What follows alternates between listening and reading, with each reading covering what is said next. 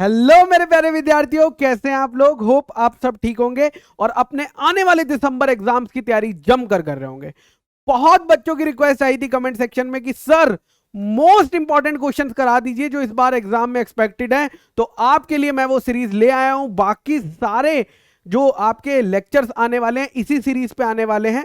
ठीक है, वैसे पर्सनली ना मैं थोड़ा सा वो रहता हूं कि यार मोस्ट इंपॉर्टेंट क्या होता है, आपको सब कुछ पढ़ना चाहिए। बट क्योंकि अब थोड़ा सा एंड मूवमेंट आ गया है और आपको डर भी लगने लगा होगा कि यार अब एग्जाम आ गए हैं कैसे होगा, तो इसीलिए ये सीरीज स्टार्ट की गई है। अच्छा सर, ये मोस्ट इंपॉर्टेंट क्वेश्चन कैसे पता चलते हैं टीचर्स को? बेटा बहुत सिंपल सी बात है।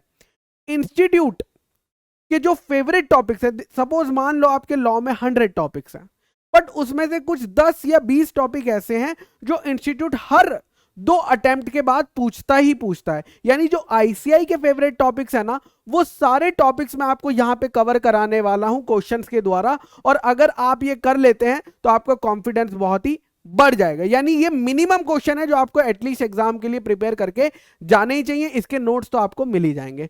तो चलो मेरे बच्चा स्टार्ट करते हैं पहले सवाल से। ठीक है, बिजनेस लॉस के ही मैं कराऊंगा यहाँ पे, बिकॉज बीसीआर में तो बेटा कुछ भी आ सकता है। मैं आपको नहीं बता सकता कि कौन सा वहां पे पैसे जाएगा, वो तो अनसीन होना चाहिए ना। ओके सर, ठीक है सर। चलो स्टार्ट करते हैं बेटा पहले सवाल से। हा आप लोग भी मेरे साथ ट्राई करेंगे, है ना।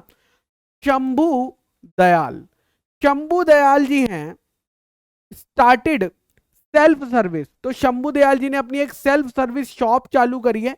सेल्फ सर्विस शॉप जानते हो कि नहीं क्या होती है?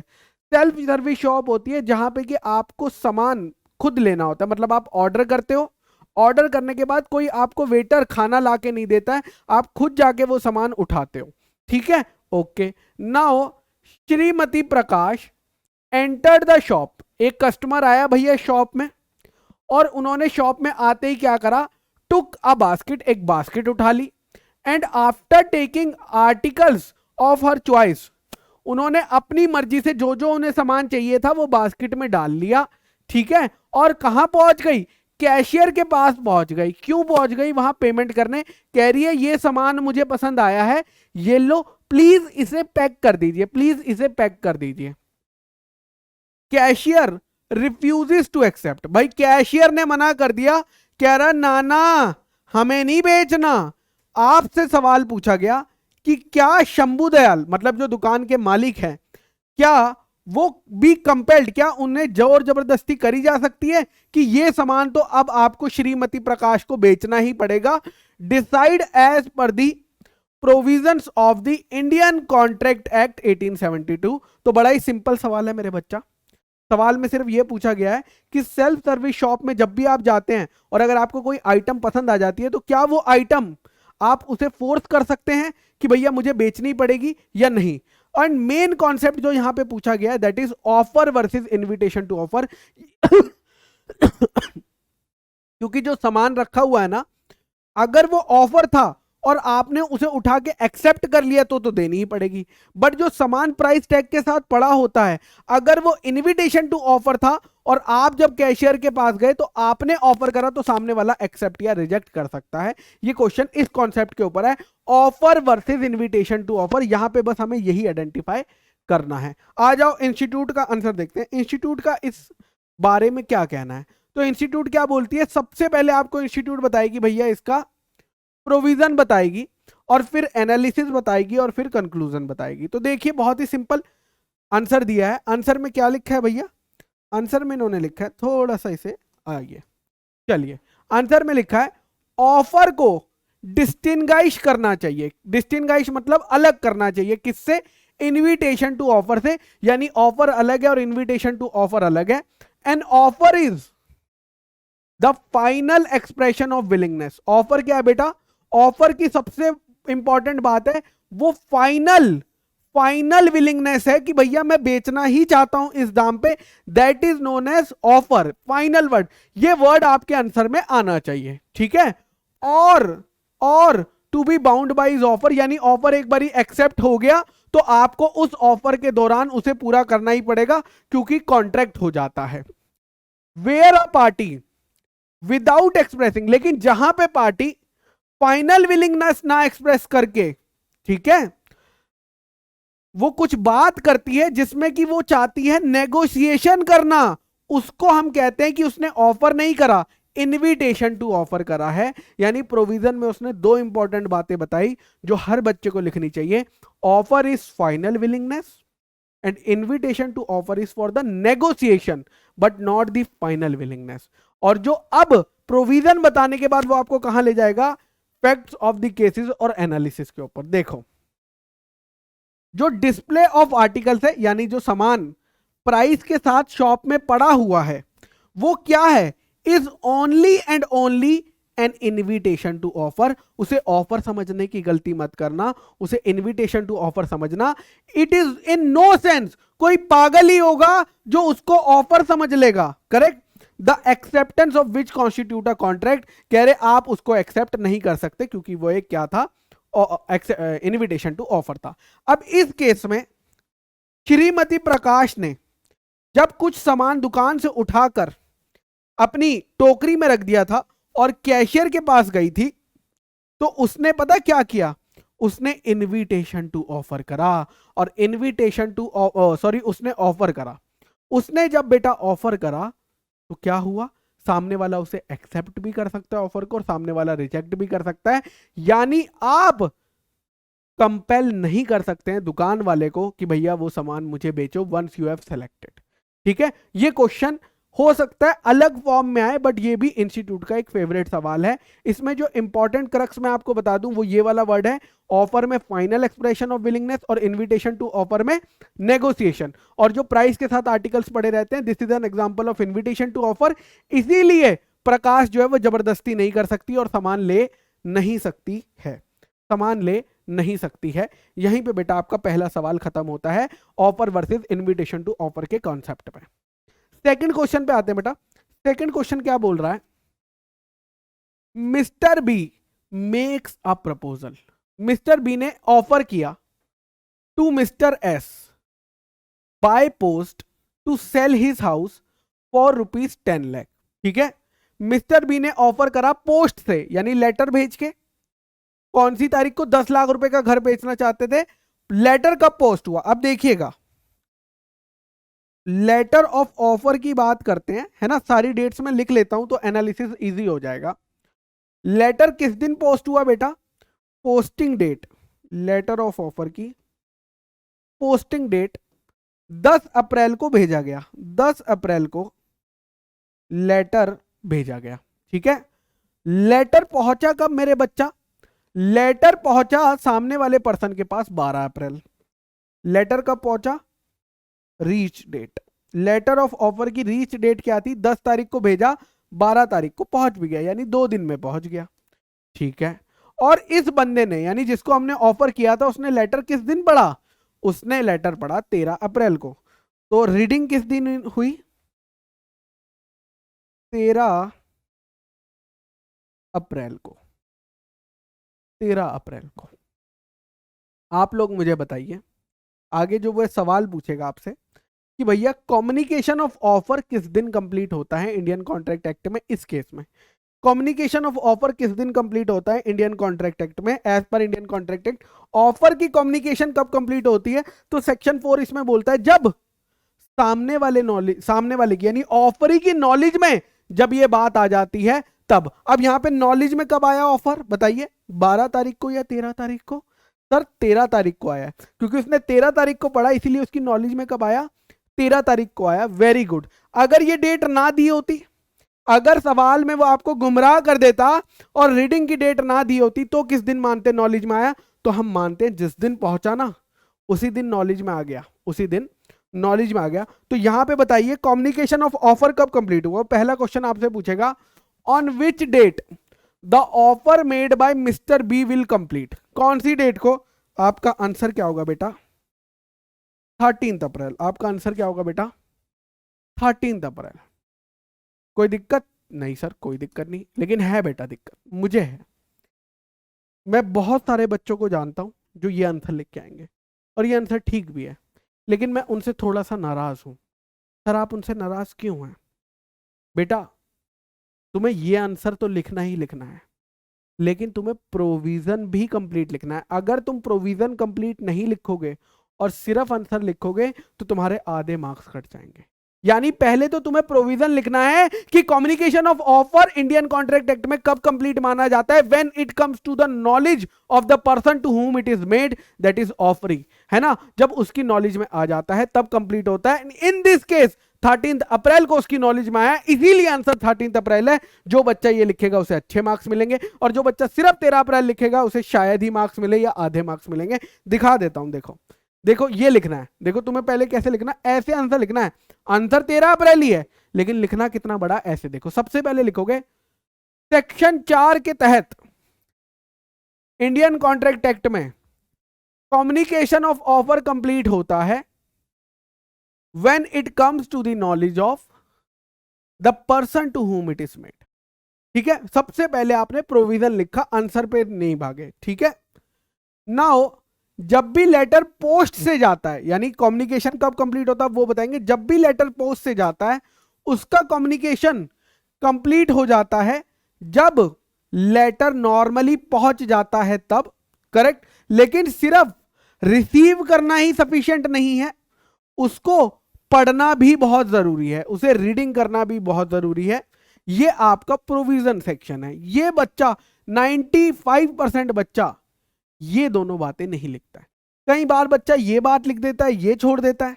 कई बार बच्चा ये बात लिख देता है, ये छोड़ देता है। बट मेरी आपसे हाथ जोड़ के गुजारिश है, आप दोनों पॉइंट लिखेंगे, आप दोनों पॉइंट लिखेंगे, आप ऐसे नहीं आएंगे। ठीक है, उसके बाद भाई इस केस में मिस्टर बी ने ये भेजा, फिर वो क्वेश्चन से कॉपी पेस्ट करता है और फिर फाइनल लिखता है कि कम्युनिकेशन ऑफ ऑफर यहां पर कंप्लीट हो गया, कम्युनिकेशन ऑफ ऑफर यहां पर कंप्लीट हो गया।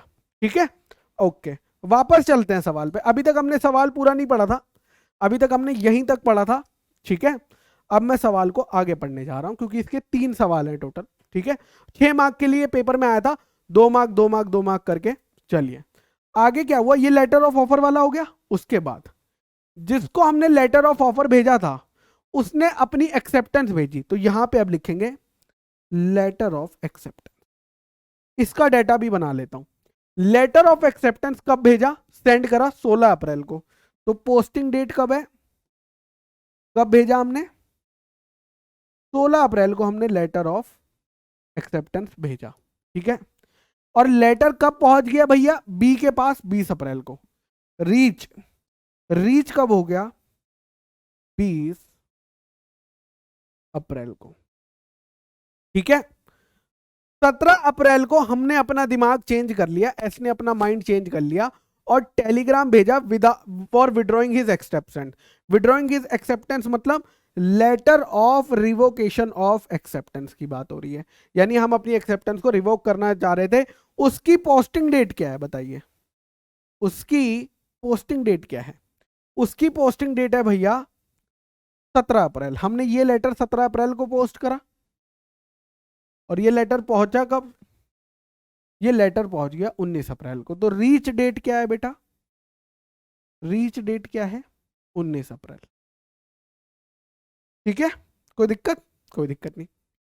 अब वो आपसे ये पूछेगा कि एक्सेप्टेंस को वैलिड माने या एक्सेप्टेंस को इनवैलिड माने, यानी इन दोनों में से कौन सा लेटर जीत गया, कौन सा लेटर जीत गया। देखो सामने सामने दिख रहा है, देखो इसमें रीडिंग की डेट नहीं दी हुई है, तो हम क्या मानेंगे, उसी दिन रीड कर लिया। तो 20 अप्रैल को इसने लेटर ऑफ एक्सेप्टेंस रीड करा और 19 अप्रैल को उसने क्या करा, लेटर ऑफ रिवोकेशन रीड करा। तो रिवोकेशन यानी कैंसिलेशन का लेटर पहले रीड हुआ है, तो क्या एक्सेप्टेंस वैलिड होगी, the answer is no. Revocation is valid but acceptance is not valid. ये तो हमारा आंसर हो गया कि रिवोकेशन तो वैलिड है, रिवोकेशन तो वैलिड है but later of acceptance, acceptance इस केस में वैलिड नहीं है क्योंकि ये 19 अप्रैल को ही पहुंच गया था। लेकिन again the question is how you present your answer in the examination. अगर आप प्रोविजन नहीं लिख रहे हैं कि भैया लेटर ऑफ एक्सेप्टेंस कब कंप्लीट होती है against the proposer, against the offeree, कब कब मानी जाती है, बिकॉज इसमें 2 सिनेरियो होते हैं, उसके बिना आपको मार्क्स नहीं मिलेंगे, उसके बिना आपको मार्क्स नहीं मिलेंगे। तो आपसे यही पूछा गया था क्या वैलिडिटी, एक्सेप्टेंस वैलिड होगी या नहीं होगी। देख के तो लग रहा है कि एक्सेप्टेंस वैलिड नहीं होगी, बिकॉज बाद में पढ़ा गया है, ये पहले पढ़ा गया है रिवोकेशन, इसलिए वैलिड नहीं होगी। बट आप डायरेक्टली नहीं देख सकते, अगेन आपको क्या करना पड़ेगा, पहले बेटा पूरा प्रोविजन लिखना पड़ेगा। देखो प्रोविजन क्या है? प्रोविजन बोलता है when a proposal is accepted by a letter, जब भी आप प्रपोजल को लेटर से एक्सेप्ट करते हो पोस्ट से, तो कम्युनिकेशन ऑफ एक्सेप्टेंस कंप्लीट होती है। कम्युनिकेशन ऑफ एक्सेप्टेंस कंप्लीट होती है दो पार्ट में, अगेंस्ट द प्रपोजर, प्रपोजर के अगेंस्ट कब होती है? When the letter is posted, जब लेटर को पोस्ट करा, and against the acceptor when the letter reaches the proposer. Sir इसका क्या मतलब होता है? ऑलरेडी मैं कॉन्सेप्ट में समझा चुका हूं चाणक्य बैच में, बट फिर से बता देता हूं। प्रपोजर के अगेंस्ट कंप्लीट होना मतलब अब प्रपोजर अपना ऑफर वापस नहीं ले सकता, और एक्सेप्टर के अगेंस्ट कंप्लीट होना मतलब एक्सेप्टर अब अपनी एक्सेप्टेंस वापस नहीं ले सकता, अगर ये हो गया। यानी इस सवाल में 20 तारीख के बाद 20 तारीख के बाद 20 तारीख के बाद लेटर वो अपनी एक्सेप्टेंस वापस नहीं ले सकता, बट हमने रिवोकेशन 19 अप्रैल को ही पहुंच गया, इसलिए हम वापस ले सकते हैं। ठीक है, थर्ड ऑप्शन आता है बेटा, what would be the validity of acceptance if letter of revocation and letter of acceptance reach together. Very important question. अगर दोनों साथ ही आ गए तो क्या होगा? इसका लॉजिकल आंसर ये है, अगर उसने एक्सेप्टेंस का लेटर पहले पढ़ा तो रिवोकेशन इनवैलिड कॉन्ट्रैक्ट बन जाएगा, और अगर उसने रिवोकेशन का लेटर पढ़ा, ठीक है, अगर उसने रिवोकेशन का लेटर पढ़ा तो एक्सेप्टेंस इनवैलिड होगी, कॉन्ट्रैक्ट नहीं बन पाएगा। बट अगेन इंस्टीट्यूट ने यहां पे क्या किया है? इंस्टीट्यूट ने ये माना है, यहां पे एज्यूम कर लिया है कि भैया एक्सेप्टेंस का लेटर बाद में पढ़ा गया, रिवोकेशन का पहले पढ़ा गया है, और क्लोज कर दिया मैटर को कह के कि एक्सेप्टेंस वैलिड नहीं है। बट अगर आप लॉफुली बात करेंगे तो आपको एजम्पशन लिखनी पड़ेगी कि भैया कौन सा उसने पहले किया था, कौन सा उसने पहले किया था, बिकॉज इंस्टीट्यूट का सिमिलर क्वेश्चन है ऐसा, वहां पे वो इसी की बात करता है, पढ़ा कौन सा, बट अपना आंसर बदलता रहता है तो क्या कर सकते हैं ना, अपना आंसर बदलता रहता है तो क्या कर सकते हैं। इंपॉर्टेंट क्वेश्चन है, again this is one of the important question. ठीक है, पूछा जा सकता है, हो सकता है सिमिलर लाइंस में ना पूछा हो, बट इस कॉन्सेप्ट पे आने के बहुत ज्यादा चांसेस होते हैं, बिकॉज बच्चा बहुत कंफ्यूजन में होता है। ठीक है, और जिसको अभी भी ये वाला कॉन्सेप्ट कंफ्यूजिंग लग रहा है, इंडियन कॉन्ट्रैक्ट एक्ट में जाके आप हमारे चाणक्य बैच में देख सकते हैं, मैंने इस टाइम स्टैम्प पे डाला हुआ, और बहुत सिंपली आधा घंटा लेके इस कॉन्सेप्ट को समझाया, बिकॉज मुझे पता है कि ये थोड़ा सा कंफ्यूजिंग रहता है। अगले क्वेश्चन पे चलते हैं मेरे बच्चा। ठीक है, अगले इंपॉर्टेंट क्वेश्चन पे चलते हैं। मिस्टर बलवंत, एक बुढ़े मैन, एन ओल्ड मैन, आहा बूढ़े हैं ये, मिस्टर बलवंत जी बूढ़े हैं, by a registered deed of gift, इन्होंने क्या करा? एक गिफ्ट डीड रजिस्टर कराई, और अपनी प्रॉपर्टी को अपनी डॉटर को दे दिया। तो बलवंत ने अपनी प्रॉपर्टी रीमा को दे दी, अपनी डॉटर को। उस डीड में एक बात लिखी थी, एक कंडीशन लिखी थी कि भैया एन्युटी हर साल 20,000 रुपए, हर साल 20,000 रुपए रीमा जो है वो सावंत को देगी। यानी बलवंत ने जाते जाते मरने से पहले अपनी सारी प्रॉपर्टी किसको दे दी? अपनी बेटी को दे दी।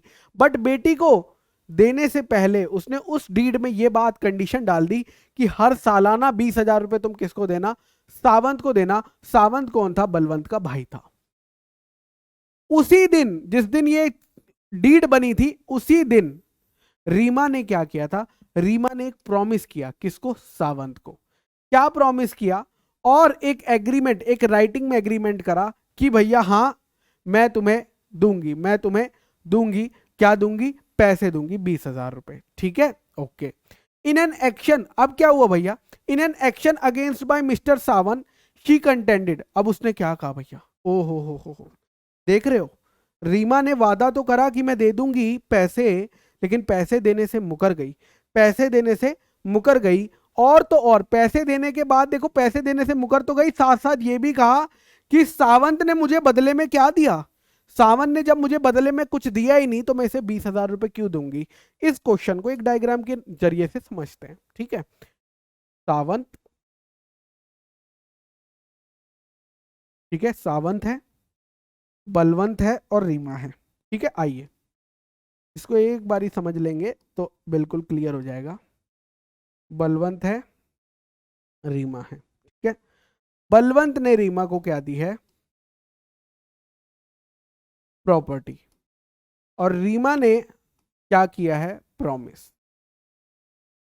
कि मैं हर साल 20,000 रुपए, 20,000 रुपीज पर एनम दूंगी।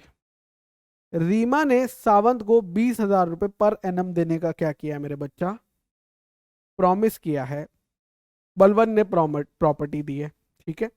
जब सावंत पैसा लेने आया रीमा से कि ला ला 20,000 दे जो तूने वादा किया था, तो रीमा ने क्या कहा कि तूने मुझे बदले में कुछ भी नहीं दिया, मैंने तो तुझे 20,000 देने का वादा किया, तूने मुझे बदले में कुछ नहीं दिया, तो कॉन्ट्रैक्ट है भी तो इसमें कंसीडरेशन नहीं है, और क्योंकि कंसीडरेशन नहीं है तो लीगली तू मुझसे ये 20,000 रुपए नहीं ले सकता। But there is one case law जो ये बोलता है कि कंसीडरेशन तो थर्ड पर्सन से भी आ सकती है, कंसीडरेशन तो थर्ड पर्सन से भी आ सकती है, और बलवंत ने ऑलरेडी रीमा को क्या दी हुई है? कंसीडरेशन दी हुई है, इसीलिए ये 20,000 रुपए सावंत को उसे देने ही पड़ेंगे, इसीलिए ये 20,000 रुपए उसे सावंत को देने ही पड़ेंगे। तो यही क्वेश्चन है बेटा कि आप बताओ जो रीमा ने कहा वो वैलिड है या इनवैलिड है?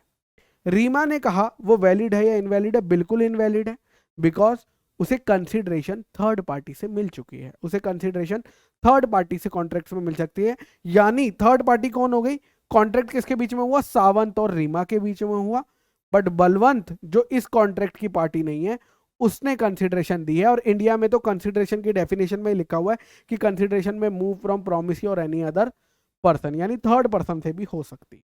तो यहां पे बेटा यही लिखा है सबसे पहले आंसर में, प्रोविजन में, कि कंसीडरेशन में प्रोसीड फ्रॉम द प्रोमिसी, यहां पे प्रोमिसी होना चाहिए था, और एनी अदर पर्सन, यानी कंसीडरेशन प्रोमिसी से भी आ सकती है और किसी ऐसे पर्सन से भी आ सकती है जो भैया कॉन्ट्रैक्ट का हिस्सा नहीं है, ठीक है। इवन अगर आप कंसीडरेशन की डेफिनेशन देखोगे उसमें भी ये बात प्रोपोजिशन, मतलब ये वाली बात, ये वाला स्टैंड क्लियर करा गया है, क्योंकि डेफिनेशन में लिखा है when at the desire of the promisor the promisee और एनी अदर पर्सन, यानी एनी अदर पर्सन, यानी प्रोमिसी की जगह अगर कोई और पर्सन भी कुछ करता है तो उसे वैलिड कंसीडरेशन माना जाता है, ये इन्होंने बोला था, ठीक है। ओके, यानी स्ट्रेंजर टू कंसीडरेशन तो हो सकता है बट स्ट्रेंजर टू कॉन्ट्रैक्ट नहीं हो सकता। स्ट्रेंजर टू कंसीडरेशन कौन है? यहां पे सावंत बन जाएगा स्ट्रेंजर टू कंसीडरेशन, जो कि वैलिड है, स्ट्रेंजर टू, क्योंकि उसने कंसीडरेशन नहीं दी, इसीलिए वो कौन है? स्ट्रेंजर टू कंसीडरेशन है, ठीक है। ओके, नाउ प्रोविजन खत्म हो गया। अब कई बच्चे ये प्रोविजन बात नहीं लिखते हैं, तो जो बच्चा ये बात नहीं लिखेगा उसके आधे मार्क्स कट हो जाएंगे। मैं बार बार बता रहा हूं कि सिर्फ फाइनल आंसर लिखने के मार्क्स नहीं है, प्रोविजन भी भले ही अपनी लैंग्वेज में लिखो बट लिखना बहुत ही जरूरी है। इन दी गिवन प्रॉब्लम, अब पूरी ज्ञानबाजी लिखेंगे जो पूरा सवाल में लिखा है, फैक्ट्स ऑफ द केस, कि बलवंत ने कॉन्ट्रैक्ट किया था, ये भी हुआ था, रीमा ने भी कहा था, हम दे देंगे। फिर एनालिसिस में मेन क्या आएगी भैया? मेन चीज क्या होगी कि भैया ये आप इन दोनों को एक ट्रांजैक्शन मानेंगे और इसमें कंसीडरेशन भी है, भले ही क्या कहते हैं, किसने नहीं दी थी? भले ही सावंत ने नहीं दी बट बलवंत ने तो कंसीडरेशन दी थी, तो भी सावंत जो है वो पैसे मांग सकता है, इसलिए रीमा की बात इनवैलिड होगी। Hence the contention of miss Reema is not valid. Not valid भी लिख सकते हैं, इनवैलिड भी लिख सकते हैं, ठीक है, इज इनवैलिड भी लिख सकते हैं। तो ये बात आपको लिखनी है। लेकिन इसमें क्रक्स क्या निकला? इसमें क्रक्स ये निकला, हालांकि आप केस लॉ भी रेफर कर सकते थे बट इंस्टीट्यूट ने नहीं करा है। बट इसमें जो क्रक्स है बेटा वो ये है कि भैया अगर थर्ड पार्टी से कंसीडरेशन आती है तो वो भी वैलिड होती है, और इन दोनों ट्रांजैक्शन को आप वन ट्रांजैक्शन मानेंगे, इन दोनों ट्रांजैक्शन को आप वन ट्रांजैक्शन मानेंगे, यानी इस ट्रांजैक्शन को और इस ट्रांजैक्शन को एक ट्रांजैक्शन माना जाएगा, because these are interconnected to each other. क्या ये बात क्लियर हो गई? यस और no? Yes sir. Next question पे चलते हैं मेरे बच्चा। P sales by auction to Q, एक ऑक्शन हुआ और P ने Q को क्या बेच दिया? एक घोड़ा बेचा, जिसमें P को पता था कि उसका घोड़ा अनसाउंड है। अनसाउंड है मतलब उसकी तबीयत खराब है या पागल है, जो भी है।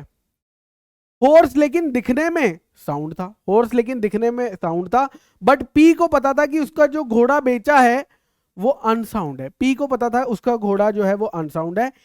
आपको बताना है कि कॉन्ट्रैक्ट वैलिड है या इनवैलिड है, यानी P और Q के बीच में जो हॉर्स सेल का कॉन्ट्रैक्ट हुआ है, जबकि P को पता था कि उसका घोड़ा अनसाउंड है, क्या ये कॉन्ट्रैक्ट वैलिड माना जाएगा या नहीं माना जाएगा? इन तीन सिनेरियो में पहला है अगर पी ने कुछ भी नहीं कहा अपने घोड़े की अनसाउंडनेस के बारे में, क्यू को बताया नहीं कि उसका घोड़ा जो है वो अनसाउंड है, तो आपको क्या लगता है? पहले तो यहां पे आएगा कि कॉन्सेप्ट कौन सा लगा है। कॉन्सेप्ट, किस कॉन्सेप्ट के ऊपर बात हो रही है यहाँ पे? यहाँ पे जो कॉन्सेप्ट, जिस कॉन्सेप्ट को टेस्ट किया गया वो है क्या साइलेंस भी फ्रॉड मानी जा सकती है या नहीं। क्या साइलेंस भी फ्रॉड मानी जा सकती है? नहीं मानी जा सकती है तो कौन से सिनेरियोज में मानी जा सकती है? ये उस कॉन्सेप्ट पे, mere silence is not fraud, however there are few exceptions to it. तो उस कॉन्सेप्ट के ऊपर ये सवाल है। तो लॉ कहता है भैया पी साइलेंट रह सकता है। लॉ क्या कहता है? पी साइलेंट रह सकता है। अगर वो साइलेंट है तो ये फ्रॉड नहीं माना जाएगा, बिकॉज ये तो क्यू की ड्यूटी है कि वो घोड़े को क्या करके ले, चेक करके ले। ठीक है, ओके। फिर सेकंड क्वेश्चन है, इफ पी सेज नथिंग, अगर क्यू जिसको वो बेच रहा है घोड़ा, अगर वो पी की बेटी होती और वो तब भी कुछ ना कहता तो क्या होता? तो भैया सिंपल सी है, यहां पे आपका एक्सेप्शन लग जाता है फिड्यूशरी रिलेशन वाला, कि भैया अगर आपकी फिड्यूशरी ट्रस्ट की रिलेशन है एक दूसरे के ऊपर, एक दूसरे के साथ, तो आपकी ड्यूटी टू स्पीक है कि आपको उसे बताना पड़ेगा, चाहे वो पूछे चाहे ना पूछे। जहां पे भी फिड्यूशरी रिलेशन आ जाती है वहां पे साइलेंस को फ्रॉड मान लिया जाएगा अगर आप चुप रहते हैं, बिकॉज आपकी बेटी ने तो ये सोच के लिया होगा ना कि मेरे पापा मुझसे कुछ नहीं छुपाएंगे। ठीक है। और third, if Q says to P, अगर क्यू खरीदने से पहले पी से ये पूछता, if you do not deny it, अगर तुम मना नहीं करते हो तो मैं मान लूंगा हॉर्स एकदम ठीक है, और पी कुछ नहीं कहता, बताओ क्या पी को कहना चाहिए था भैया अब तो सवाल पूछा है? अगर पी अब चुप रहेगा तो ये तो फ्रॉड का केस हो गया ना, बिना कहे भी पूछ लिया, तो यहां पे इसको फ्रॉड माना जाएगा। ठीक है, तो यहां पे फ्रॉड नहीं माना जाएगा पहले में, बाकी दोनों में फ्रॉड माना जाएगा, बिकॉज लेकिन तीनों के रीजन अलग अलग है, तीनों के रीजन अलग अलग है, वही हमें लिखने हैं कि कितनी ब्यूटी से इंस्टीट्यूट ने लिखे हैं। तो सबसे पहले देखो उसने प्रोविजन लिखा, क्या लिखा है? सेक्शन 17 इंडियन कॉन्ट्रैक्ट एक्ट 1872 का बोलता है mayor silence, mayor silence fact से रिलेटेड अगर आप साइलेंट है जो कि सामने वाले पर्सन की विलिंगनेस को अफेक्ट कर सकते हैं, वो फ्रॉड नहीं माना जाते। यानी अगर आप साइलेंट रहते हो और बताते नहीं हो तब तक उसे फ्रॉड नहीं माने जाते, जब तक कि सर्कमस्टांसेस ऐसे ना हो कि आपकी ड्यूटी है या तो बताना, या तो आपकी ड्यूटी है बताना, या आपकी साइलेंस ही इक्विवेलेंट टू स्पीच है। पहले उन्होंने प्रोविजन लिखा कि भैया नॉर्मली साइलेंस फ्रॉड नहीं माना जाता है, लेकिन दो केसेस ऐसे हैं, पहला केस जहां पे आपकी ड्यूटी थी बताना, और दूसरा जहां पे साइलेंस ही स्पीच मान ली जाती है, वहां पे फ्रॉड माना जा सकता है। फिर उन्होंने पहले केस में कहा कॉन्ट्रैक्ट वैलिड है, क्यों? बिकॉज साइलेंस जो है वो क्या नहीं है, साइलेंस जो है वो फ्रॉड नहीं मानी जाएगी। Hence it is not the duty of the seller to disclose defect, क्योंकि भैया सेलर को, बायर को खुद चेक करना था घोड़ा लेते हुए। लेकिन सेकंड केस में बिकॉज डॉटर है, यानी फिड्यूशरी रिलेशनशिप है, ये वर्ड आना बहुत जरूरी है आपके आंसर में, फिड्यूशरी रिलेशन है, इसीलिए peace silence is equivalent to speech and hence amounts to fraud. यानी सेकंड केस में बताना आप चुप नहीं रह सकते, बिकॉज आपके बीच क्या था, फिड्यूशरी रिलेशन है, और it is your duty to speak, it is your duty to speak. And last में भी कॉन्ट्रैक्ट क्या है बेटा, वैलिड नहीं है। क्यों वैलिड नहीं है? बिकॉज आपकी साइलेंस यहां पे इक्विवेलेंट टू स्पीच मानी जाएगी, यानी आपने साइलेंट रह के ये कह दिया कि आपका हॉर्स साउंड था, जबकि आपको पता था कि आपका हॉर्स क्या था, अनसाउंड माइंड का था। क्लियर है क्या सबको? यस और नो? Yes sir. यहां पे मैं बेटा कॉन्सेप्ट सिखाने नहीं आया हूं। कई बच्चे कहेंगे सर कॉन्सेप्ट नहीं बता रहे हैं डिटेल में, वो मैंने चाणक्य बैच में ऑलरेडी बहुत डिटेल में बताए हैं। यहाँ पे बस मैं मोस्ट इंपोर्टेंट क्वेश्चन दिखाने आया हूँ और उनका आंसर थोड़ा बहुत डिस्कस करने आया हूँ, not going in much details. Please मुझे माफ करना यार, उसके लिए मुझे प्लीज सजा मत देना कि गुरप्रीत सर आज आप क्यों बदल गए। बेटा मैं बदला नहीं हूँ, हमें कम समय में ज्यादा सवाल करने हैं और आपको पता होने चाहिए कॉन्सेप्ट। अगर आपके दिक्कत है तो चाणक्य बैच के वीडियोस यूट्यूब पे अवेलेबल है, जितनी मर्जी बार देखो, जहां कॉन्सेप्ट में दिक्कत आ रही है डाउट पूछो, कोई दिक्कत नहीं है यार। चलो आगे चलते हैं नेक्स्ट क्वेश्चन पे। ABCD, ठीक है, 4 पार्टनर्स हैं फर्म में, एक पार्टनरशिप फर्म है जिसमें 4 लोग हैं, ABCD। उन्होंने ज्वाइंटली प्रॉमिस किया, चलो मैं इसको फटाफट बना लेता हूं, ABCD। इन्होंने ज्वाइंटली प्रॉमिस करा F को, ओके, क्या प्रॉमिस कर रहा था? 6 लाख रुपए पे करने का, तो ये लिख देता हूँ 6 लाख रुपीस पे करने हैं, ठीक है एफ को। बी और सी इंसॉल्वेंट हो गए, आ हा, ये दोनों का पत्ता कट गया। बी और सी क्या हो गए? इंसॉल्वेंट हो गए। बी से तो कोई भी अमाउंट नहीं आना, बी से तो कोई भी अमाउंट नहीं आना, और सी से कितना आएगा? 50,000 रुपए। पहले मुझे बताओ 6 लाख का शेयर कितना होता है? 6 लाख का शेयर कितना होता है? 6 लाख लॉजिकली अगर ये इंसॉल्वेंट ना हुए होते तो कितना कितना देते? 6 लाख डिवाइड बाय 4, 1.5 लाख, हाँ या ना? ए को कितना देना होता? 1.5 लाख। बी को कितना देना होता? 1.5 लाख। सी को कितना देना होता? 1.5 लाख। डी को कितना देना होता? 1.5 लाख। ठीक है, अगर ये इंसॉल्वेंट ना होते तो चारों को 1.5 लाख देना पड़ता। बट बी इंसॉल्वेंट हो गया तो हमें इससे कितना मिला? 0 रुपीस। और सी इंसॉल्वेंट हो गया, हमें इससे कितना मिला? 50,000 रुपए। ठीक है, तो यानी मुझे बताओ बी की शॉर्टेज कितनी है? बी से कितनी शॉर्टेज है? सर बी से तो हमें 1.5 लाख की शॉर्टेज है, बी से 1.5 लाख रुपए शॉर्ट पड़ गए, और सी से 1 लाख रुपए शॉर्ट पड़ गए, हाँ या ना? This is the shortage. Okay, A is compelled, A को पूरा पैसा, ए ने एफ को पूरे के पूरे 6 लाख मुंह पे मार दिए, ए ने एफ को पूरे 6 लाख मुंह पे मार दिए। आपको बताना है ए डी से कितना पैसा ले सकता है, ए डी से कितना पैसा ले सकता है ये आपको बताना है। तो सिंपल है बेटा, ए डी से उसका हिस्सा लेगा 1.5 लाख रुपए का, प्लस बी का लॉस, बी का कितना लॉस हुआ है? 1.5 लाख रुपए का, ये लेगा 1.5 लाख रुपए जो बी का लॉस है, लेकिन वो ए और डी में बटेगा, तो डिवाइड बाय 2, प्लस सी का कितना लॉस हुआ था? 1 लाख रुपए, तो 1 लाख डिवाइड बाय 2, यानी हम डी से कितना लेंगे? Divide by 1। ठीक है, 1.5 लाख रुपए प्लस 75,000 रुपए प्लस 50,000 रुपए, 1.5 लाख प्लस 50, 2 लाख, 2 लाख प्लस ये कितना हो गया भैया? 2.75। डी से हम इतना रिकवर कर सकते हैं, मेरे हिसाब से यही कैलकुलेशन रहेगी, डी से हम लोग इतना रिकवर कर सकते हैं। बट ये तो एक इस कैलकुलेशन के, अगर ये 5 मार्क का है तो इस कैलकुलेशन के 2 मार्क्स हैं। क्यों सर?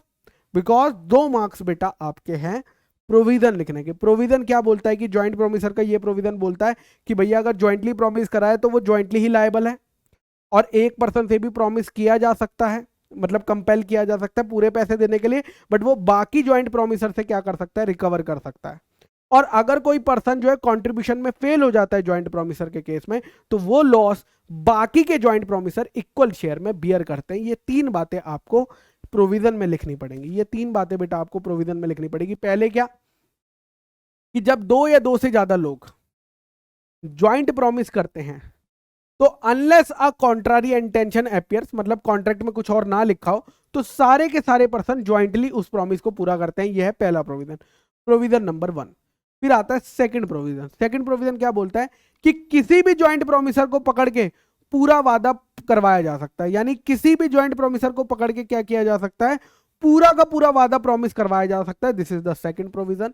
एंड देन मेरे बच्चा third provision, if any one of 2 or more joint promisers make default in such contribution, और अगर कोई बंदा, कोई ज्वाइंट प्रोमिसर कंट्रीब्यूट नहीं कर पाता है तो बाकी बचे हुए ज्वाइंट प्रोमिसर को इक्वल शेयर में बांटना पड़ता है। That is the third provision, that is the third provision. ये 3 प्रोविजन आपको एग्जाम में लिखने हैं। अभी तक आंसर स्टार्ट नहीं हुआ, कैलकुलेशन स्टार्ट नहीं हुआ, पहले ये 3 प्रोविजन, बहुत सारे बच्चे तीनों में से कोई एक लिखेगा, कोई 2 लिखेगा, बट तीनों बहुत कम बच्चा लिखता है, और इसीलिए उनके marks full out of full नहीं आते। मैं मानता हूं कि अगर आप ये तीनों प्रोविजन लिख रहे हो, कैलकुलेशन सही से करा रहे हो, तो आपको तो फुल आउट ऑफ फुल मिलने ही चाहिए। देखते हैं कौन रोक लेगा आपको करने से। ठीक है, फिर पूरी कैलकुलेशन करी हुई है, और जो हमने सेम कैलकुलेशन करी हुई है, और डी से कितना पैसा निकलना है? 2,75,000 निकलना है, वो निकाला हुआ है, वो निकाला हुआ है। दैट्स इट, इतना ही आपका आंसर है। But provision is equally important, provision is equally important. बच्चा कह रहा है सर मैराथन्स कब आएंगे? बेटा आएंगे बहुत जल्दी, आपको मैराथन्स के बारे में भी पता चलेगा, उसका टाइम टेबल भी रिलीज किया जाएगा। And I hope, I know आप लोग वेट तो कर ही रहे होंगे मैराथन्स का, है ना? कि कब गुरप्रीत सर का मैराथन आएगा, कब ऋषभ सर का मैराथन आएगा, कब अपने राहुल सर मैराथन लाएंगे। बहुत जल्द लाएंगे बेटा मैराथन, टाइम कम है ना, लेकिन आपको टाइम टेबल पता चल जाएगा मैराथन का। And I hope it will be helpful like जैसे कि चाणक्य बैच से हुआ है। ठीक है, चलो नेक्स्ट सवाल पे चलते हैं बेटा।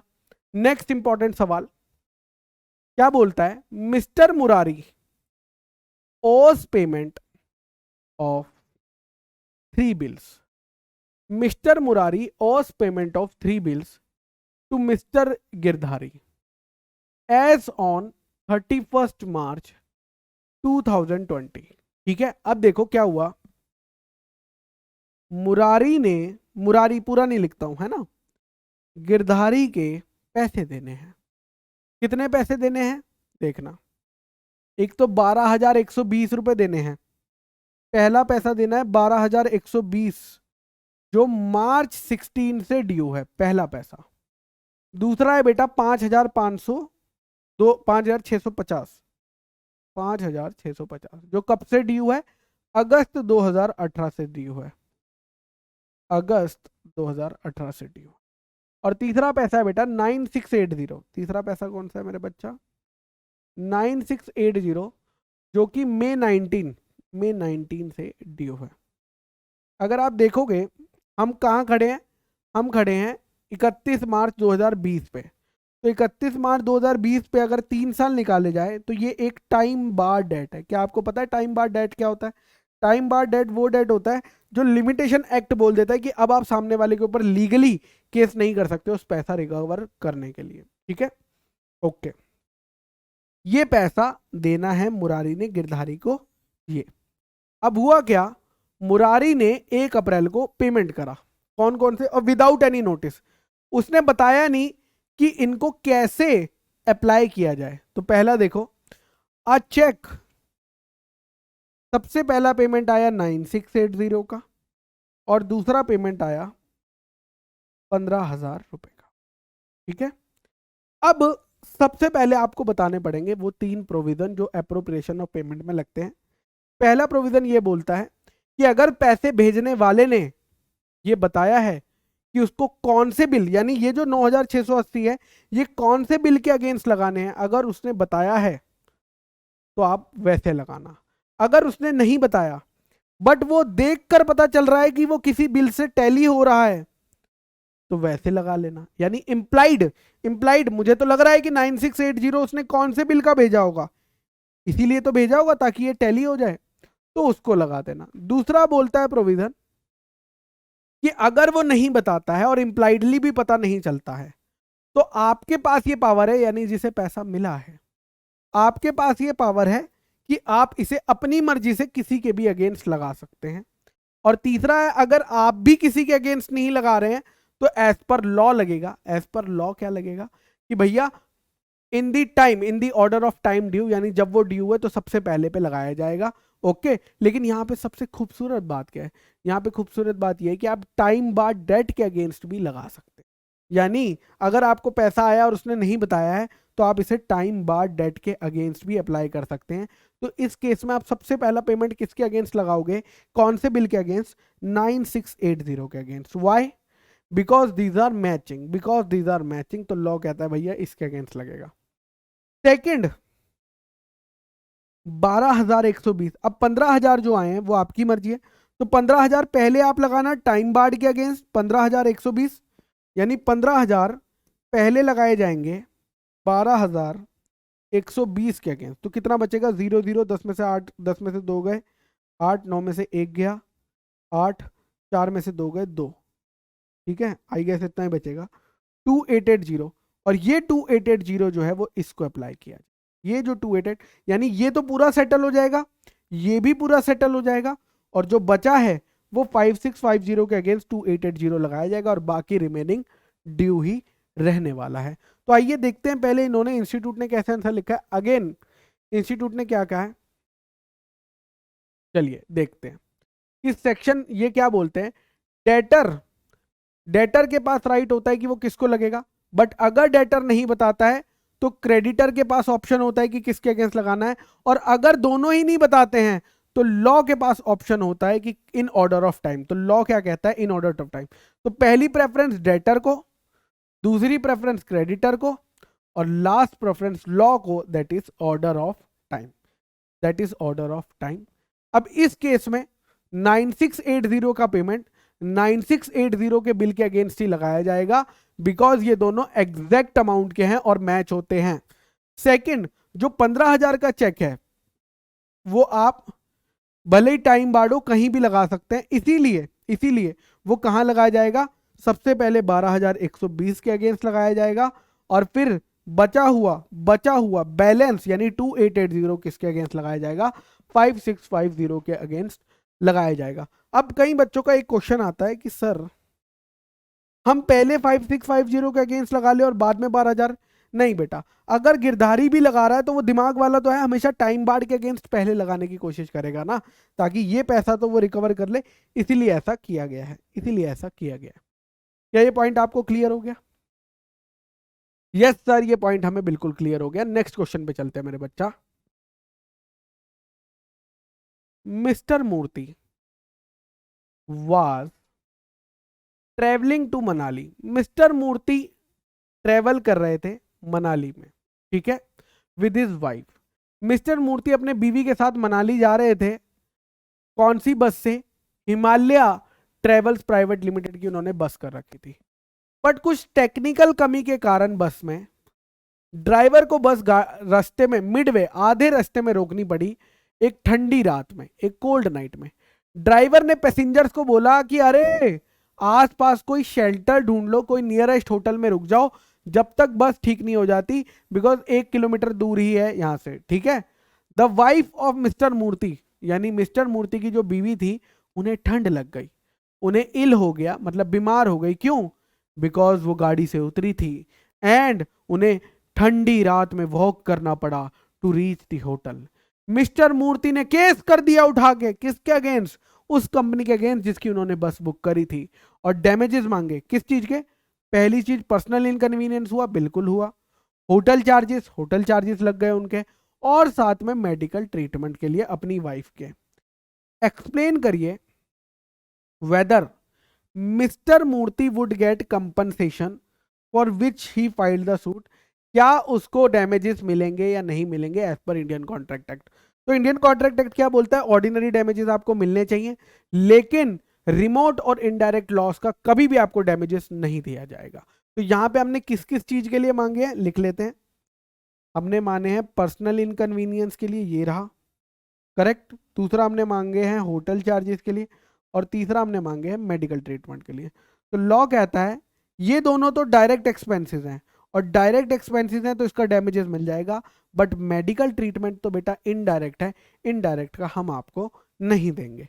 तो यही पहले लॉ उन्होंने लिखा होगा, क्या बोलता है कि जब भी कॉन्ट्रैक्ट टूटता है तो पार्टी जिसका नुकसान होता है वो दूसरी पार्टी से क्या ले सकती है? कंपनसेशन ले सकती है, डैमेजेस ले सकती है। कितने, कौन से डैमेजेस ले सकती है? वो सारे डैमेजेस जो नेचुरली हुए हैं, जो होने ही थे in the usual course of things from such breach, ठीक है, okay. Now but the most important part is compensation is not to be given for any remote and indirect losses. कुछ भी हो जाए, रिमोट और इनडायरेक्ट लॉसेस का आपको नहीं मिलेगा।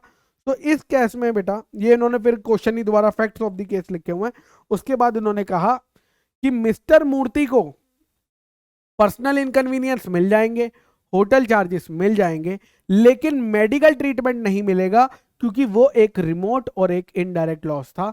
ये आपको याद रखना है कि भैया रिमोट और इनडायरेक्ट लॉस का कभी भी नहीं मिलेगा, कभी भी नहीं मिलेगा। चलिए ठीक है, नेक्स्ट क्वेश्चन पे चलते हैं बेटा। एक्स एक माइनर है सॉरी, एक्स एक माइनर है। माइनर तो बड़ा फेवरेट है, मैं आपको फिर से बता दूं। माइनर टॉपिक बहुत फेमस है, वो फेवरेट है बेटा इंस्टीट्यूट का। और माइनर पे बड़े सारे सवाल बनते भी हैं, इसलिए माइनर का एक सवाल लिया गया है यहाँ। एक्स एक माइनर है, was studying in MCom in a college. तो भाई पढ़ रहा था, माइनर जो है एमकॉम पढ़ रहा था कॉलेज में। देखो कैसा माइनर है जो एमकॉम पढ़ रहा है। एमकॉम 18 साल में तो बीकॉम कंप्लीट होती है, ये एमकॉम कर रहे हैं भैया माइनर होके। चलो, ऑन 1 जुलाई 2019 उसने 1 लाख रुपए का लोन लिया बी से for payment of his college fees. उसने अपनी कॉलेज फीस पे करने के लिए 1 लाख रुपए का लोन ले लिया और साथ में उसे बुक्स भी खरीदनी थी और उसने कहा कि मैं ये आपको पैसा 31 दिसंबर तक वापस कर दूंगा। X possesses assets worth ₹9 lakh. X possesses assets worth ₹9 lakh कि भैया एक्स के पास एसेट कितने हैं 9 लाख रुपए के। ड्यू डेट पे एक्स ने 1 लाख रुपए नहीं दिए बी को। बी अब जो है वो रिकवर करना चाहता है एक्स के पर्सनल एसेट से। आपको बताना है कि क्या बी सक्सीड होगा या फेल होगा। तो यहां पे सबसे पहले तो आप लिखेंगे कि कोई भी कॉन्ट्रैक्ट जो माइनर के साथ किया जाता है वो वाइड एब इनिशियो होता है। लेकिन फिर क्वाजी कॉन्ट्रैक्ट का पॉइंट लिखेंगे कि क्वाजी कॉन्ट्रैक्ट में आपको ये सिखाया गया है कि भैया अगर ऐसे पर्सन के साथ आप कॉन्ट्रैक्ट करते हैं जो इनकेपेबल है बट नेसेसरीज का करते हैं तो आप उससे तो नहीं ले सकते लेकिन उसकी पर्सनल एसेट से जरूर ले सकते हैं। और क्योंकि यहाँ पे पर्सनल एसेट 9 लाख के हैं और लोन भी हमने कॉलेज फीस है और कॉलेज फीस एक नेसेसिटी है तो 1 लाख रुपए यस वो रिकवर कर सकता है। और क्योंकि वो रिकवर कर सकता है तो वो सक्सीड करेगा कि नहीं, yes he will succeed, yes he would succeed.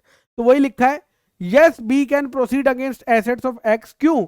Because अगर if a person incapable of entering into contract या उसके साथ जो उसको वो लीगली बाउंड टू सपोर्ट था उसको मदद कर देते हैं किसके लिए, नेसेसरीज के लिए लाइफ की, तो आप रीइंबर्समेंट ले सकते हो। बट किससे ले सकते हो? रीइंबर्समेंट ले सकते हो उस पर्सन की, उस इनकेपेबल पर्सन की प्रॉपर्टी से।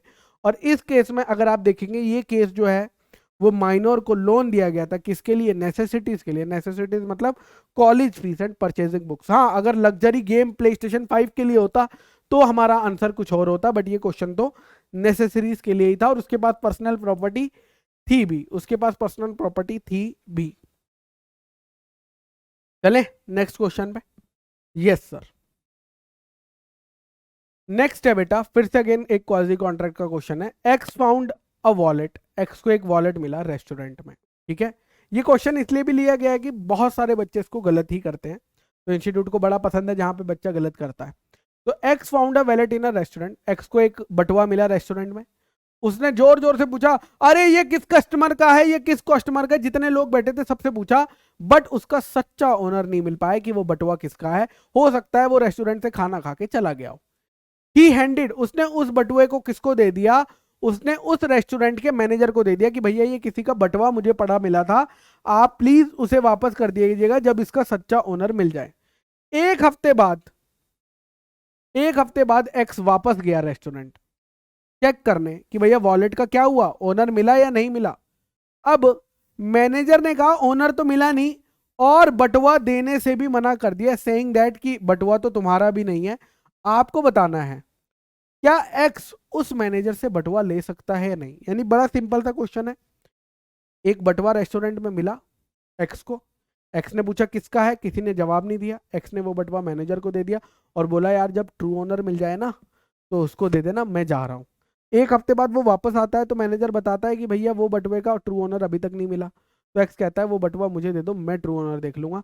लेकिन रेस्टोरेंट का मैनेजर मना कर देता है। तो लॉ क्या बोलता है यहाँ पे, वो क्वेश्चन है। तो लॉ कहता है जिसको भी वो चीज जो खोई थी वो पाई है ना, वो पूरी दुनिया में सिर्फ एक बंदे को दे सकता है, दैट इज ट्रू ओनर। अगर उसने मैनेजर को भी दिया वो तो ट्रू ओनर नहीं था तो वो उससे लीगली वापस ले सकता है और वो फिर किसको देगा, सिर्फ और सिर्फ ट्रू ओनर को देगा। तो यहाँ पे क्वेश्चन है कि क्या एक्स मैनेजर के थप्पड़ मार के, मतलब थप्पड़ मार के नहीं, वापस ले सकता है या नहीं ले सकता है। तो यस बिल्कुल ले सकता है। और कई बच्चे ये कहते हैं कि वो नहीं ले सकता है, इसीलिए उनको क्लैरिफाई कर रहा हूं। बिल्कुल ले सकता है बिकॉज एक्स को वो पर्स सिर्फ एक ही पर्सन, वो वॉलेट सिर्फ एक ही पर्सन को देना है और वो पर्सन कौन है, वो पर्सन उसका ट्रू ओनर होना चाहिए। अगर उसने गलती से किसी और को दे दिया है तो वो लीगली भी उससे वापस ले सकता है। तो यहां पे बेटा यही आंसर दिया होगा। Responsibility of finder of goods, a person who find goods belonging to another and takes them into his custody is subject to same responsibility as if he were a bailey। एक person था जिसको goods मिले थे, उसको वो क्या करने हैं, संभाल के रखने हैं जैसे कि वो बेली है। उसकी क्या क्या रिस्पॉन्सिबिलिटी है कि भैया वो प्रॉपर केयर करेगा, मिक्स नहीं करेगा गुड्स को अपने गुड्स के साथ, और जब ट्रू ओनर मिल जाएगा तो उसे वापस दे देगा। इसीलिए सिंस एक्स इज एंटाइटल, यानी मैनेजर को रिटर्न करना ही पड़ेगा, बिकॉज एक्स के पास लॉफुल राइट है कि वो वॉलेट को तब तक रखेगा, वो वॉलेट को तब तक रखेगा जब तक उसका ट्रू ओनर नहीं मिल जाता। यानी ट्रू ओनर को छोड़ के पूरी दुनिया में वो किसी को लीगली नहीं ले सकता, मतलब देगा नहीं, वो उसी का ही रहेगा बटुआ जब तक कि ट्रू ओनर मिल नहीं जाता। ठीक है, ओके सर। यहाँ पे आपके इंडियन कॉन्ट्रैक्ट एक्ट के क्वेश्चंस कंप्लीट होते हैं। अब हम लोग कंपनीज एक्ट पे जा रहे हैं। कंपनीज एक्ट पे जा रहे हैं, क्वेश्चन नंबर 10। तो कंपनीज एक्ट क्या बोलता है भैया? पहला सवाल, ठीक है, एके प्राइवेट लिमिटेड एक कंपनी है, ए कंपनी है एके प्राइवेट लिमिटेड, उसने 36 करोड़ का लोन लिया, उसने 36 करोड़ का लोन लिया बीके फाइनेंस लिमिटेड से, बी से लिया। हाउएवर जब हमने कंपनी का मेमोरेंडम ऑफ एसोसिएशन पढ़ा तो वहां पे लिखा था कि कंपनी मैक्सिमम उधार कितना ले सकती है? सिर्फ और सिर्फ 30 करोड़। यानी मेमोरेंडम ऑफ एसोसिएशन में क्या लिखा था? सिर्फ 30 करोड़ ले सकती है। आपको बताना है कि क्या ए बी को पैसे देने के लिए लायबल है या नहीं है, और अगर नहीं है तो क्या कोई रेमेडी बी के पास अवेलेबल है या नहीं है। यानी question doctrine of ultra virus पे है कि भैया जो भी कॉन्ट्रैक्ट इनके बीच में हुआ था वो मेमोरेंडम के बाहर था, और मेमोरेंडम के बाहर अगर कोई भी कॉन्ट्रैक्ट होता है तो वो वाइड होता है और उस पर कंपनी के अगेंस्ट कोई भी लीगल राइट्स नहीं होते हैं। ठीक है, तो ये कॉन्ट्रैक्ट, तो इसीलिए कंपनी जो है वो लायबल नहीं रहती है। बट पर्सनल रेमेडीज की अगर बात करें तो एक तो इंजेक्शन लगाया जा सकता है। इंजेक्शन क्या होता है कि अगर इस कंपनी ने, ए कंपनी ने वो 36 करोड़ अभी तक नहीं खर्चा है तो वो पैसा बी कंपनी वापस ले सकती है कि भैया ये इसको ना खर्चने दे और हमें वापस रिस्टोर करा दे। और सेकंड ऑप्शन है कि उसके डायरेक्टर्स के अगेंस्ट पर्सनली केस करा जा सकता है। तो यही बेटा लिखा है, the case is governed by doctrine of ultra virus.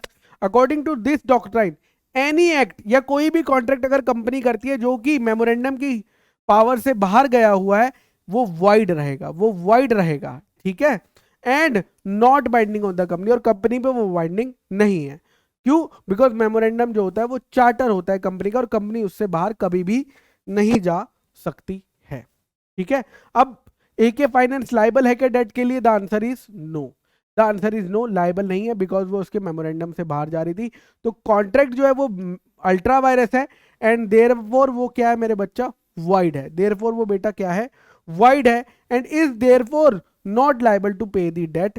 But remedies क्या क्या अवेलेबल है? पहली रेमेडी ये अवेलेबल है कि डायरेक्टर के अगेंस्ट केस किया जा सकता है for recovery of the money. ठीक है, डायरेक्टर के अगेंस्ट केस किया जा सकता है पर्सनल लायबिलिटी के लिए। और क्या दूसरी रेमेडी ये थी बेटा? इंजेक्शन लाया जा सकता है। इंजेक्शन मतलब कि अगर अभी तक ए कंपनी ने पैसा नहीं खर्चा है तो उसको रोका जा सकता है कि वो पैसा ना खर्चे और वापस रीस्टोर कर दे, वो वापस क्या कर दे? रीस्टोर कर दे। ठीक है, ओके सर। सेकंड क्वेश्चन आता है बेटा कंपनीज एक्ट में। ये तो बड़ा प्यारा क्वेश्चन लगता है मुझे, बहुत प्यारा लगता है ये question. ABC limited was registered as a public company. एक कंपनी है जो पब्लिक कंपनी है एबीसी लिमिटेड, उसमें टोटल मेंबर्स कितने हैं? 245 मेंबर्स हैं उस कंपनी के, जिसमें डायरेक्टर्स और उनके रिलेटिव है 190, एम्प्लॉइज यानी करंट एम्प्लॉइज 15, पुराने एम्प्लॉइज 20 और others 20, including 10 joint holders holding shares jointly in the name of father and son. कुछ 10 ज्वाइंट होल्डर्स हैं जो कि फादर और सन है। हमने इस मेंबर्स में 20 लोग काउंट करे हुए हैं, जबकि वो 10 ही हैं joint holders. The board of directors of the company चाहती है कि वो अपनी पब्लिक कंपनी को प्राइवेट कंपनी कन्वर्ट कर ले। आपको बताना है क्या मेंबर्स का रिडक्शन करना जरूरी है? क्योंकि आप जानते हैं कि प्राइवेट कंपनी में मैक्सिमम 200 लोग होने चाहिए, बट इस कंपनी में मैक्सिमम 245 लोग हैं। तो क्या कन्वर्ट करना चाहिए या नहीं करना चाहिए, मतलब रिड्यूस करना चाहिए या नहीं करना चाहिए? 245 से 200 करना है या नहीं करना है, ये आपको एडवाइस देना है। तो कहीं बच्चे ये बोलते हैं कि बिल्कुल ये तो बड़ा ही सिंपल क्वेश्चन है, 245 दिए हुए हैं, टोटल भी टैली हो रहा है, तो मान लेते हैं 245 है यानी 200 है, 245 है यानी 200 तो करने ही पड़ेंगे, और कह देते हैं यस रिड्यूस कर लो। बट प्राइवेट कंपनी में बहुत प्यार से मैंने आपको सिखाया था कि प्राइवेट कंपनी में एक तो एम्प्लॉइज को काउंट नहीं करते हैं, यानी ये तो काउंटिंग में आप नहीं लेंगे। ठीक है, और एक्स एम्प्लॉइज जो तब से शेयर होल्ड कर रहे हैं जब वो एम्प्लॉइज थे, उनको भी काउंट नहीं करते, यानी इन लोगों को आप काउंट नहीं करेंगे। और ज्वाइंट होल्डर्स को भी आप क्या करेंगे? हमेशा एक होल्डर मानेंगे। यानी अगर यहां 10 ज्वाइंट होल्डर्स हैं इंक्लूडिंग 10 ज्वाइंट होल्डर्स। यहाँ पे कितने होल्डर्स हैं? ज्वाइंट 10, फादर एंड सन, लेकिन उन्हें काउंट कितना करा हुआ है? 20 काउंट किया हुआ है, तो हम कितना काउंट करेंगे? 10 ही काउंट करेंगे। तो टोटल काउंटिंग कितनी आएगी बेटा? 200 ही तो आएगी। और ये भी काउंट नहीं करा, यानी इसको मानेंगे 190, इसको मानेंगे 0, इसको मानेंगे 0, और इस 20 को माना जाएगा 10। तो टोटल मेंबर्स कितने हैं प्राइवेट कंपनी के? ऑलरेडी 200 ही हैं। तो अब आपको रिड्यूस करने की जरूरत नहीं है, because as per private company definition these are already 200, these are already 200। ठीक है, यही बात आपको सिखाई जाएगी कि भैया, सबसे पहली बात कि भैया मैक्सिमम नंबर कितने हो सकते हैं? 200 हो सकते हैं, लेकिन जहां पे 2 या 2 से ज्यादा लोग ज्वाइंटली होल्ड करते हैं तो उन्हें क्या माना जाएगा? सिंगल मेंबर माना जाएगा। पहला पॉइंट जो मैंने ध्यान रखा, जो मैंने यहाँ पे 20 का 10 कर दिया, वो चीज। और दूसरी चीज किसको काउंट नहीं किया जाएगा? करंट एम्प्लॉइज को काउंट नहीं किया जाएगा, और एक्स एम्प्लॉइज जो तब से शेयर होल्ड कर रहे हैं जब वो एम्प्लॉइज थे, जब से वो एम्प्लॉइज थे तब से वो शेयर होल्ड कर रहे हैं। ठीक है, जिस टाइम पे वो एम्प्लॉइज थे उनके पास वही शेयर थे और उन्होंने छोड़ दिए, तो उनको भी काउंट नहीं किया जा सकता। इसीलिए मेरे बच्चा, इसीलिए आपकी जो काउंटिंग आएगी वो सिर्फ और सिर्फ कितनी आएगी? ऑलरेडी 200 है, और क्योंकि ऑलरेडी 200 है तो अब आपको और नंबर हटाने की, घटाने की जरूरत नहीं है। एबीसी लिमिटेड कन्वर्ट कर सकती है खुद को इसमें, प्राइवेट कंपनी में, बिना रिड्यूस करे अपने मेंबर्स को, बिना रिड्यूस करे अपने मेंबर्स को। चलिए आगे चलते हैं। नेक्स्ट क्वेश्चन आता है आपको बताना है, there are cases where company law disregard the principle of corporate personality or the principle that company is a legal entity from its shareholder elucidate। यानी सिंपल, ये तो थ्योरी क्वेश्चन है, उसमें वो आपको पूछ रहा है कि भैया कॉर्पोरेट विल को कब कब कोर्ट जो है वो मानने से इंकार कर देता है और कॉर्पोरेट विल को उठा देता है। करेक्ट, कॉर्पोरेट विल को उठा देता है। वो कब होता है? वो 5 केसेस आपको बताने हैं। वो 5 केसेस, पहले तो उन्होंने ये बताया व्हाट इज कॉर्पोरेट विल। इसमें तो मैं चाहता हूं जब भी आप व्हाट इज कॉर्पोरेट विल बता रहे हैं तो सलमान भाई का केस जरूर लिखेंगे। ठीक है, कॉर्पोरेट विल मतलब क्या होता है? कॉर्पोरेट विल का सिंपल सा मतलब होता है कि सेपरेट लीगल एंटिटी, यानी कंपनी अलग, मेंबर्स अलग। अगर कंपनी कोई गलत काम कर रही है तो उसके लिए मेंबर रिस्पॉन्सिबल नहीं है। अगर कंपनी डूब रही है तो हम मेंबर से सिर्फ उनका लिमिटेड पैसा ही मंगा सकते हैं, पूरा पैसा नहीं मंगा सकते। ये बात इसमें लिखी हुई है। उसके बाद जो मेन आता है लिफ्टिंग ऑफ कॉर्पोरेट विल, यानी कौन कौन सी जगह पे हम उसकी सेपरेट एंटिटी को मानने से मना कर देते हैं। कौन कौन सी जगह पे? पहला है बेटा trading with enemy. If the public interest, ठीक है, अगर हमें लगता है कि कंपनी जो है वो किससे, कौन कंट्रोल कर रहा है? कंपनी अगर बाहर की मतलब जिस कंट्री के साथ हमारा वॉर चल रहा है या वॉर लाइक सिचुएशन है, अगर कंपनी का मालिक वो है तो हम बोलेंगे ये तो कंपनी एनिमी कंपनी है, इसके साथ ट्रेड नहीं कर सकते। तो वहां पे कोर्ट क्या कर सकती है? कॉर्पोरेट विल को उठा सकती है। ठीक है, सेकंड, ये था first case. Second case corporate will कहां उठा सकता है? जहां पे हमें लगता है कि कंपनी टैक्स चुराने के लिए बनाई गई है। जहां पे कंपनी टैक्स चुराने के लिए बनाई गई है वहां पे भी कोर्ट उठा सकता है। जहां पे कंपनीज सब्सिडरी नहीं, एज अ एजेंट काम कर रही है, ना rather than subsidiary, as a agent काम कर रही है, वहां पे भी उठाया जा सकता है। और यहाँ पे आप केस लॉस के भी रेफरेंस दे सकते हैं, जैसे आपके स्टडी मटेरियल में दिए हुए हैं। और company is form to, employees के वेलफेयर को चुराने के लिए करी गई है, यहाँ पे बोनस वाला एग्जांपल आता है, वो करा गया है तो भी उठाया जा सकता है। और लास्ट अगर किसी भी इलीगल या इम्प्रॉपर पर्पस के लिए हो रही है, इन 5 केसेस में कोर्ट के पास, हम और आपके पास पावर नहीं है, बट कोर्ट ऑर्डर देके क्या कर सकता है? कॉर्पोरेट विल के शेल को उठा सकता है, कॉर्पोरेट विल के शेल को उठा सकता है। क्लियर है क्या आपको? बस उतनी बातें आपको लिखनी थी, और इसमें केस स्टडी बन के भी आ सकता है ये क्वेश्चन, और ये डायरेक्ट थ्योरी भी क्वेश्चन आता है, बट मेरे को एक्सपेक्टेशन है कि भैया ये आना चाहिए, तो केस स्टडी बन के आना चाहिए। नेक्स्ट क्वेश्चन आपकी फेवरेट सेक्शन 8 कंपनी में। सेक्शन 8 कंपनी में देखो, इसमें बोला है कि एबीसी ने डिसाइड करा कि भैया वो एक क्लब बनाना चाहते हैं जिसका नाम एबीसी क्लब होगा, और वो उसमें क्या करना चाहते हैं? क्रिश्चियन सोसाइटी यानी रिलीजियस सोसाइटी का वेलफेयर करना चाहते हैं। They plan to do charitable work, और ये करने के लिए इन्होंने क्या करा? कंपनी ने सेक्शन 8 कंपनी बन गई, यानी सेक्शन 8 कंपनी का लाइसेंस ले लिया और 1 अप्रैल 2017 से काम करना स्टार्ट कर दिया। लेकिन 30 सितंबर 2019 को यह पता चला कि एबीसी क्लब तो वो जिस काम के लिए आया था वो काम कर ही नहीं रहा है, उसे तो वायलेट कर रहा है। यानी काम करने आया था क्या? क्रिश्चियन सोसाइटी का वेलफेयर, बट कर कुछ और ही रहा है। तो आपसे ये पूछा जाएगा कि सेंट्रल गवर्नमेंट इसके साथ क्या क्या कर सकती है, सेंट्रल गवर्नमेंट के पास क्या पावर है इस सेक्शन 8 कंपनी के साथ जो कि एक गलत काम कर रही है, जिसके लिए वो आई थी वो काम नहीं कर रही है। तो आपको बताना है कि सेंट्रल गवर्नमेंट, पहली बात आप बताएंगे कि सेंट्रल गवर्नमेंट लाइसेंस को रिवोक कर सकती है। रिवोक करना मतलब कैंसिल कर सकती है। और जैसे ही कैंसिल करेगा मेरे बच्चा, जैसे ही कैंसिल करेंगे ना हम, उसके बाद पता क्या होता है, रजिस्ट्रार जो होता है वो एबीसी क्लब के आगे पता क्या लगा देगा, एबीसी क्लब के आगे या तो लिमिटेड या प्राइवेट लिमिटेड शब्द लगा देगा। लेकिन ये करने से पहले, लाइसेंस छीनने से पहले, सेंट्रल गवर्नमेंट एक नोटिस देती है इस कंपनी को, किसके लिए, कि भैया अपॉर्चुनिटी ऑफ बीइंग हर्ड, कि आप कुछ अपने हित में कुछ कहना चाहते हैं क्या, उसके लिए। और कई बार अगर सेंट्रल गवर्नमेंट को लग रहा है कि भैया इस कंपनी का दूसरी कंपनी के साथ या तो अमलगमेशन हो जाना चाहिए, या ये कंपनी ही बंद हो जानी चाहिए, या कुछ और हो जाना चाहिए, तो वो भी सेंट्रल गवर्नमेंट के पास करने की पावर है, वो भी सेंट्रल गवर्नमेंट करने की पावर है। यही बात बेटा यहाँ पे लिखी हुई है, आप चाहे तो रीड कर सकते हैं। एक बारी मैं दिखा देता हूँ, देखो पहले तो क्वेश्चन में लिखा है कि भैया सेक्शन 8 कंपनी वही सब। नाउ क्या क्या कर सकती है, the power can be exercise by central government. Central government क्या कर सकती है, ऑर्डर देके लाइसेंस को रिवोक कर सकती है, करेक्ट, लाइसेंस को रिवोक कर सकती है अगर उसे पता चलता है कि कोई भी क्या किया है, गलत काम किया है, या आपने कॉन्ट्रावेन किया है, या आपने फ्रॉड किया है। इन सब चीजों पे, इन 3-4 मुद्दों पे लाइसेंस हटाया जा सकता है।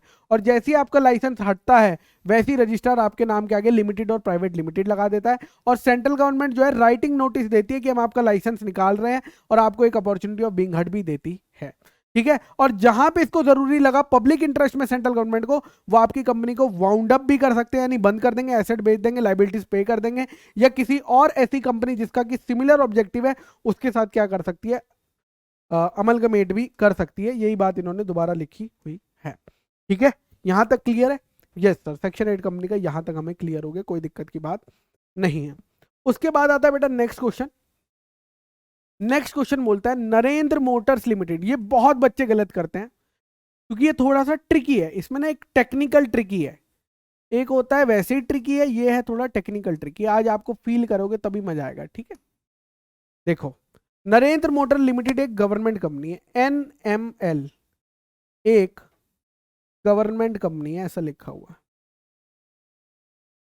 Okay sir, Shah auto private limited is a private company, Shah auto private limited, और एक और कंपनी है जिसका नाम है शाह ऑटो प्राइवेट लिमिटेड।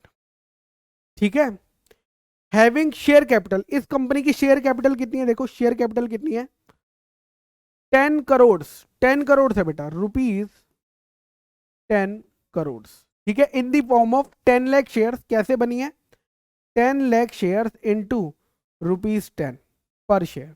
ठीक है, ऐसे बनी है 10 करोड़, नहीं 10 लाख इंटू 100, सॉरी 100 पर share. Narendra motor limited is holding 5 lakh. Narendra motor limited इसमें कितने शेयर होल्ड कर रही है, 5,05,000, 5,05,000। मतलब हम कितना शेयर होल्ड कर रहे हैं, 5,05,000। कितने में से, 10 लाख में से, 1 2 3 4 5 6।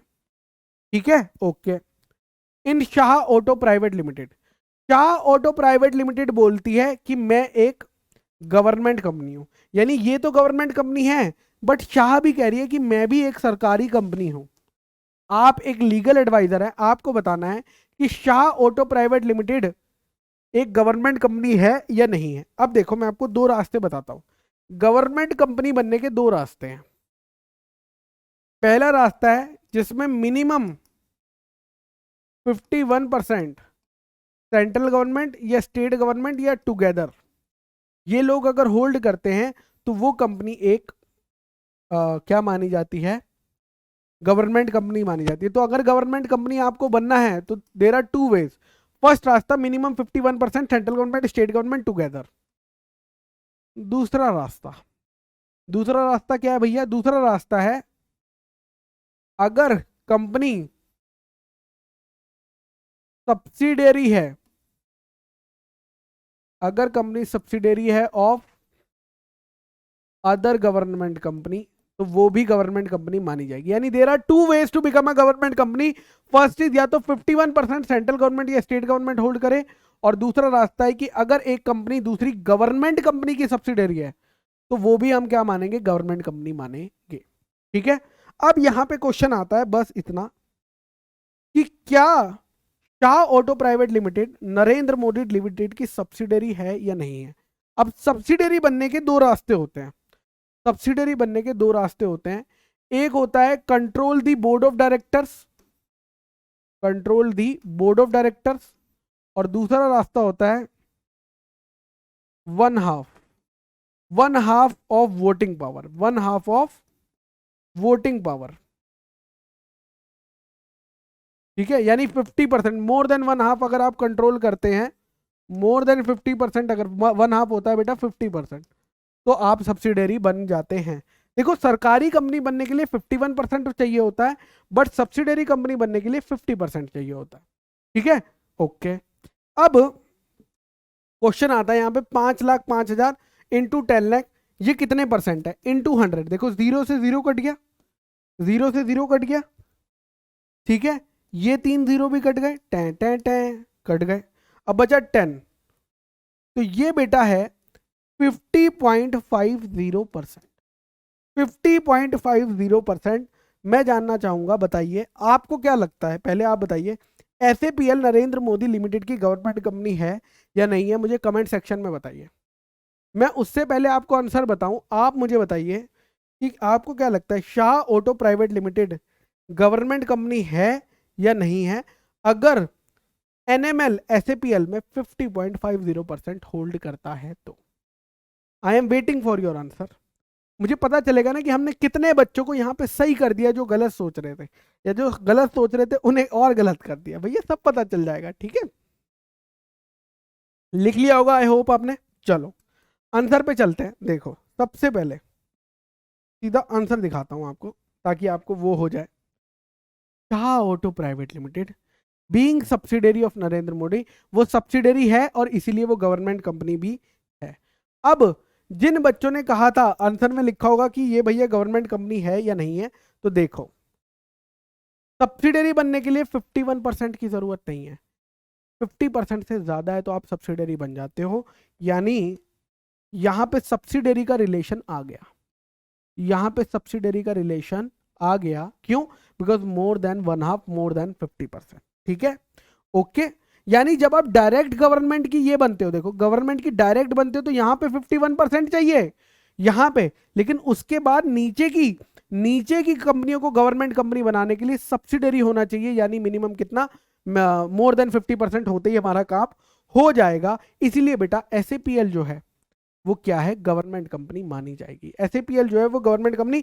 बच्चा क्या करता है, बच्चा इस 51% से इस 50% को कन्वर्ट करता, कंपेयर करता है, जबकि उसे सब्सिडरी की यहां पे डेफिनेशन कंपेयर करनी थी। क्यों? बिकॉज गवर्नमेंट कंपनी के दो रास्ते हैं। पहला रास्ता है 51% गवर्नमेंट होल्ड करती हो ये, और दूसरा रास्ता है कि वो किसी सरकारी कंपनी की सब्सिडरी हो, और सब्सिडरी होने के लिए आपको 51 नहीं, मोर देन 50% चाहिए, दैट्स इट। ठीक है, ये टेक्निकल जो मुद्दा है, ये मुद्दे पे बहुत सारे बच्चे गलत कर देते हैं, क्योंकि वो हमेशा इससे कंपेयर करते हैं सरकारी कंपनी के लिए, इससे कंपेयर कोई करना उन्हें नहीं सिखाता है। इस टेक्निकल पार्ट को जो समझ जाएगा वो बच्चा एकदम बन जाएगा महाबली। Correct, okay sir. चलिए नेक्स्ट क्वेश्चन पे चलते हैं बेटा, एक और लवली क्वेश्चन। मिस्टर ए एक इंडियन सिटीजन है। आइए मिस्टर ए की राशि बनाते हैं। मिस्टर ए एक इंडियन सिटीजन है, ठीक है, और उनकी स्टे इंडिया में during immediately preceding financial year, पिछले फाइनेंशियल ईयर में 115 दिन, वो 115 दिन इंडिया में रहे हैं। बहुत ही अच्छी बात है, आहा। और उन्होंने मिस्टर बी को अपना नॉमिनी बनाया। आइए मिस्टर बी की भी बात कर लेते हैं। मिस्टर बी कौन है बेटा, नॉमिनी है उनके। ठीक है, जो कि कौन है, वो एक फॉरेन सिटीजन है, वो इंडियन नहीं है। वो कौन है बेटा, फॉरेन सिटीजन है। और वो इंडिया में कितने दिन रहे हैं पिछले साल, 130 दिन, 130 दिन। आपसे पूछा गया है पहला सवाल, क्या mister A one person company खोल सकते हैं या नहीं खोल सकते हैं। 1% कंपनी खोलने की क्या कंडीशन है? एक तो वो इंडियन सिटीजन होना चाहिए, और दूसरी कंडीशन है वो 120 दिन की कंडीशन है कि इंडिया में भैया 120 दिन या उससे ज्यादा रहना चाहिए। यहाँ पे कितने दिन रहा है? 115 दिन। तो क्या वो एलिजिबल है? The answer is no. The answer is no. अच्छा, सेकंड क्वेश्चन है कि क्या मिस्टर बी नॉमिनी बन सकते हैं क्या 1% कंपनी में? 1% कंपनी में नॉमिनी बनने के लिए भी आपको इंडियन सिटीजन होना जरूरी है, बट मिस्टर बी तो फॉरेन सिटीजन है, वो नहीं बन सकते, वो नहीं बन सकते। And if mister A has contravene, अगर आपको लगता है कि उसने एक्ट के सेक्शंस को फॉलो नहीं करा, तो उन्हें क्या भुगतना पड़ेगा? उसकी पेनल्टी की 10,000 रुपये पर डे, उसके बारे में बात कर रहे हैं। तो एक बारी पढ़ लेते हैं क्या लिखा हुआ है। ठीक है, सबसे पहले आपको प्रोविजन बताना पड़ेगा कि भैया as per the provision of the companies act 2013, एक तो नेचुरल पर्सन जो कि इंडियन सिटीजन और जो कि resident India, not less than 120 days, यानी मिनिमम 120 डेज और मोर, 120 डेज और मोर, वो कहाँ रहना चाहिए? इंडिया में रहना चाहिए पिछले साल। वही बन सकता, वही ओपीसी को इनकॉर्पोरेट भी कर सकता है और वही नॉमिनी भी बन सकता है। यानी नॉमिनी बनना हो चाहे ओपीसी इनकॉर्पोरेट करनी हो, दोनों के लिए कंडीशन क्या है? Natural person plus Indian citizen plus 120 days और मोर।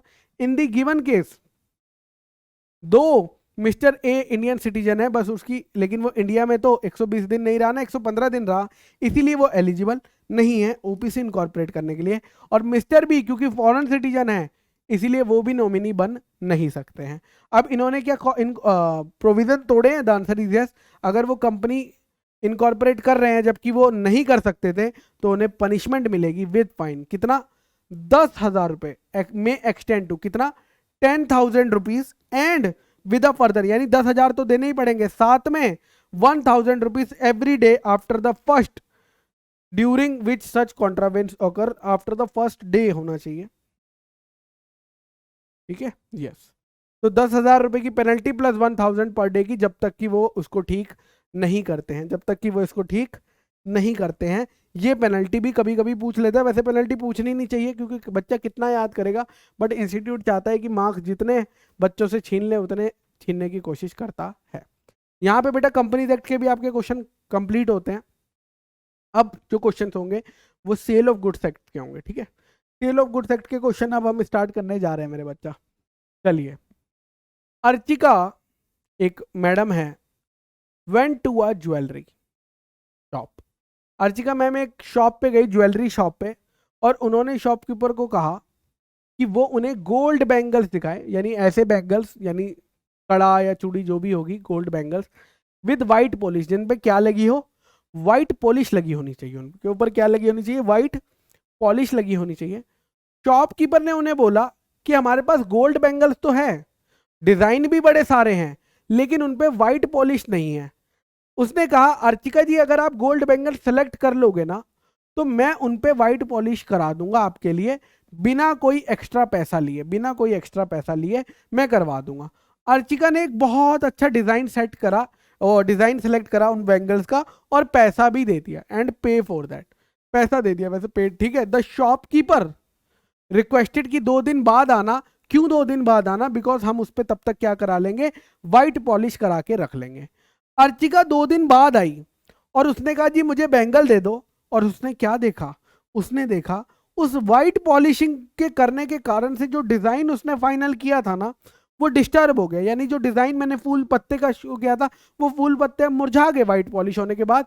अब आपको बताना है सवाल क्या था भाई? सवाल है, अब वो चाहती है कि भैया मुझे कॉन्ट्रैक्ट नहीं करना, मुझे तो आप मेरे पैसे वापस दे दीजिए, बट शॉपकीपर ने कहा अरे मैडम हम अब आपके पैसे वापस नहीं दे सकते। आपको पहला सवाल है, स्टेट विद रीजन, क्या अर्चिका पैसा वापस ले सकती है? नहीं, as per the sale of goods act 1930।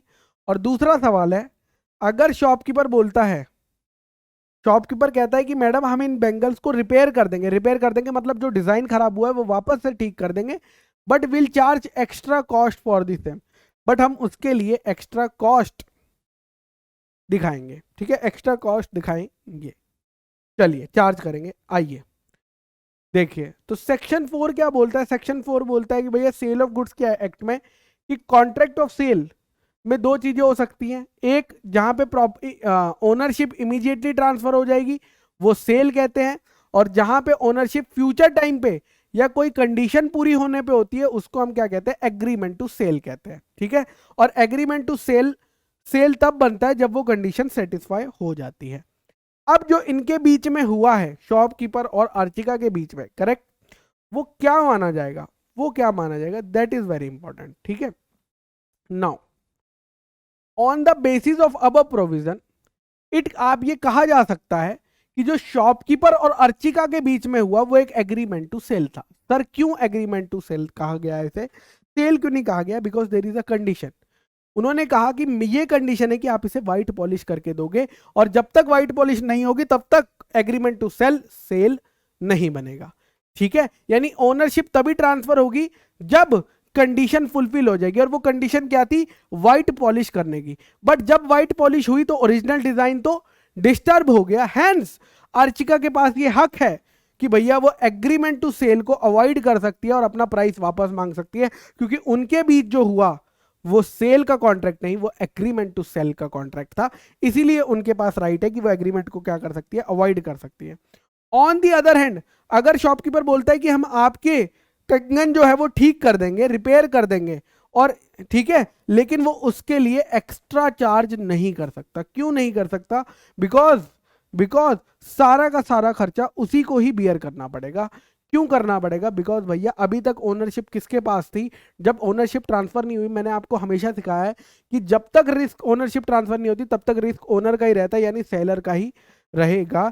He can not charge it from Archika madam, he can not charge it from Archika madam. बहुत स्टूडेंट इसमें रिवर्स आंसर लिख के आते हैं, खासकर पहले वाले में कह देते हैं कि अर्चिका वापस नहीं ले सकती, क्योंकि उन्हें लगता है कि अगर ये पेमेंट कर दिया तो ओनरशिप ट्रांसफर होगी। मैंने हमेशा बोला है ओनरशिप का डिलीवरी और पेमेंट ऑफ प्राइस से कोई लेना देना नहीं है, ठीक है, कोई लेना देना नॉर्मली नहीं है, अनलेस प्रोविजंस बताए तो। नेक्स्ट क्वेश्चन आता है बेटा मिस्टर दास का, बहुत प्यारा सवाल। मिस्टर दास जी जो है वो एक ओनर है जनरल स्टोर के। जनरल स्टोर ओनर मतलब जो आपके आसपास घर के दुकानों पे, घर के आसपास जो दुकानें होती है ना, वो है जिससे आप सामान लेके आते हो राशन का। वेन टू परचेज, वो गए और उन्होंने 200 केजी बासमती राइस खरीदे of specific length from a wholesaler. उन्होंने सैंपल देखा राइस का, सैंपल देखने के बाद उन्होंने एग्री करा कि भैया हम ये लेने के लिए तैयार है, जिसका रेट था 150 रुपए पर KG. While examining the sample mister Das failed, लेकिन जब वो सैंपल को देख रहे थे दास भैया तो वो फेल हो गए कि भैया rice contained a mix of long and short grains of rice, कि राइस जो दिखाए गए हैं सैंपल में उसमें लंबे राइस भी है, दाने भी हैं, और छोटे दाने भी हैं। द होलसेलर सप्लाइड, होलसेलर ने क्या करा, 200 के 200 केजी दे दिए भैया। कैसे दिए, बिल्कुल सैंपल से टनाटन टैली करते हुए दिए। लेकिन जब दास ने वो अपने कस्टमर्स को बेचा, अपनी दुकान, क्योंकि उसकी खुद की दुकान थी, अपने कस्टमर को बेचा, तो उसकी कस्टमर ने कंप्लेन करा कि भैया जो राइस आप बेच रहे हैं उसमें तो 2 अलग अलग क्वालिटी के राइस मिक्स है। और उस आंटी ने भैया, उस लेडीज ने क्या करा, दास जी को राइस रिवर्स कर दिए, वापस कर दिए, रिटर्न कर दिए। आपको बताना है सेल ऑफ गुड्स एक्ट में देखे क्या दास भी वापस जाकर ये वापस दुकान वाले को वापस कर सकता है बासमती के चावल, ठीक है। आपको बताना है क्या वो वापस कर सकता है या नहीं कर सकता। तो इसका बेटा क्वेश्चन जो है वो ये है इंप्लाइड कंडीशन के ऊपर कि भैया जो हमने सैंपल सेल करा है वो सैंपल से आपका बल्क मैच होना चाहिए, करेक्ट, वो सैंपल से आपका बल्क मैच होना चाहिए। मुझे बताओ क्या इसमें सैंपल से बल्क मैच हो रहा है, the answer is yes, sample से बल्क मैच हो रहा है। The answer is right, the sample से तो बल्क मैच हो रहा है। तो अगर सैंपल से बल्क मैच हो गया तो इंप्लाइड कंडीशन तो क्या हो गई, सेटिस्फाई हो गई। तो क्या अब मैं रिटर्न कर सकता हूं, द आंसर इज नो। मैं क्यों नहीं रिटर्न कर सकता, बिकॉज कैविट एम्प्टर लग जाता है कि भैया ये तो मुझे चेक करना चाहिए था ना, मेरी गलती है, मैंने सही से चेक नहीं करा, क्योंकि यहाँ पे लिखा हुआ क्लियरली दास फेल हो गया नोटिस करने में कि भैया लंबे और छोटे दाने हैं, इसीलिए अब वो वापस नहीं कर सकता। लेकिन आपका आंसर क्या होता अगर वो बता देता कि उसे इस लेंथ के राइस चाहिए, अगर वो दुकान वाले को सीधा कह देता मुझे इतने लंबे राइस चाहिए, इस लेंथ के राइस चाहिए, तब क्या होता, तो हमारा आंसर बदल जाता, तो हमारा आंसर बदल जाता। तो देखिए यही लिखा हुआ है। फर्स्ट है कि भैया इंप्लाइड कंडीशन होती है जब भी आप contract of sale by sample करते हो, तो इंप्लाइड कंडीशन होती है क्या, bulk shall correspond with the sample in quality. Bulk shall correspond मतलब match with the sample in quality. The buyer shall have a reasonable opportunity of comparing the bulk with the sample. और buyer ने वो check कराओ कि भैया जो आपका bulk है वो सैंपल से मैच हो रहा है. अब यहाँ पे मिस्टर दास जो है वो ये चीज नोटिस नहीं कर पाए एंड फेल्ड टू नोटिस कि भैया इस राइस में दोनों चीजें मिली हुई है. नाउ सिंस इसमें गलती दास भाई की है कि वो चेकिंग पे भी पता नहीं कर पाए, इसीलिए यहाँ पे गलती जो ड्यू डिलीजेंस है वो दास ने किया था, इसीलिए वो वापस नहीं कर सकता. इसलिए कोई भी ऑप्शन उनके पास नहीं है, वो राइस वापस नहीं कर सकते. बट हाँ, अगर दास जाते ही दुकान वाले को बता देते कि उन्हें कितने लंबे राइस चाहिए, देन ये कंडीशन हो जाती good shawl correspond with the description. हमने डिस्क्रिप्शन दिया तो इंप्लाइड कंडीशन आती है कि वो डिस्क्रिप्शन से मैच हो. हमने डिस्क्रिप्शन दिया कि भैया इतने लेंथ के चाहिए तो वो उस लेंथ से मैच करेंगे. अगर वो मैच नहीं करते हैं तो इंप्लाइड कंडीशन टूट जाएगी और सेलर लायबल होगा, यानी हम सेलर को रिटर्न कर सकते हैं. ये अलग अलग टाइप्स में क्वेश्चन बार बार आता है. कभी राइस पूछ के आता है, कभी फैंस पूछ के आता है, कुछ भी पूछ के आएगा, लेकिन ये क्वेश्चन बार बार अलग अलग तरीके से इंस्टीट्यूट इसी पे ही पूछता है, इंप्लाइड कंडीशन के ऊपर. ठीक है, ओके सर. नेक्स्ट है बेटा, राम कंसल्ट श्याम. राम ने श्याम को कहा, श्याम कौन है? एक मोटर कार डीलर है. श्याम एक मोटर कार डीलर है. राम ने श्याम को कहा कि मुझे एक ऐसी कार दो जो टूरिंग पर्पस के लिए बेस्ट हो, जो टूरिंग पर्पस के लिए बेस्ट हो. श्याम ने कहा आप मारुति ले लो, एंड राम ने अकॉर्डिंगली श्याम की बात पर विश्वास करके मारुति खरीद ली. बट बाद में पता चला कि कार तो अनफिट है फॉर टूरिंग पर्पस, यानी कार जो दी है वो शहर में चलाने के लिए बढ़िया है, बट लगातार टूर पे जाने के लिए बहुत वाहियात कार है. आपको बताना है कि क्या राम के पास क्या लीगल रेमेडी यानी क्या लीगल रास्ता अवेलेबल है. और सेम क्वेश्चन बेटा दोबारा पूछा गया था सेंट्रो के नाम पे, सेम क्वेश्चन दोबारा पूछा गया था. तो यहाँ पे क्वेश्चन किसके ऊपर है? इंप्लाइड कंडीशन के ऊपर है. पहले उन्होंने बताया कि कंडीशन क्या होती है, और फिर उन्होंने बताया कि वारंटी क्या होती है. कंडीशन क्या होती है?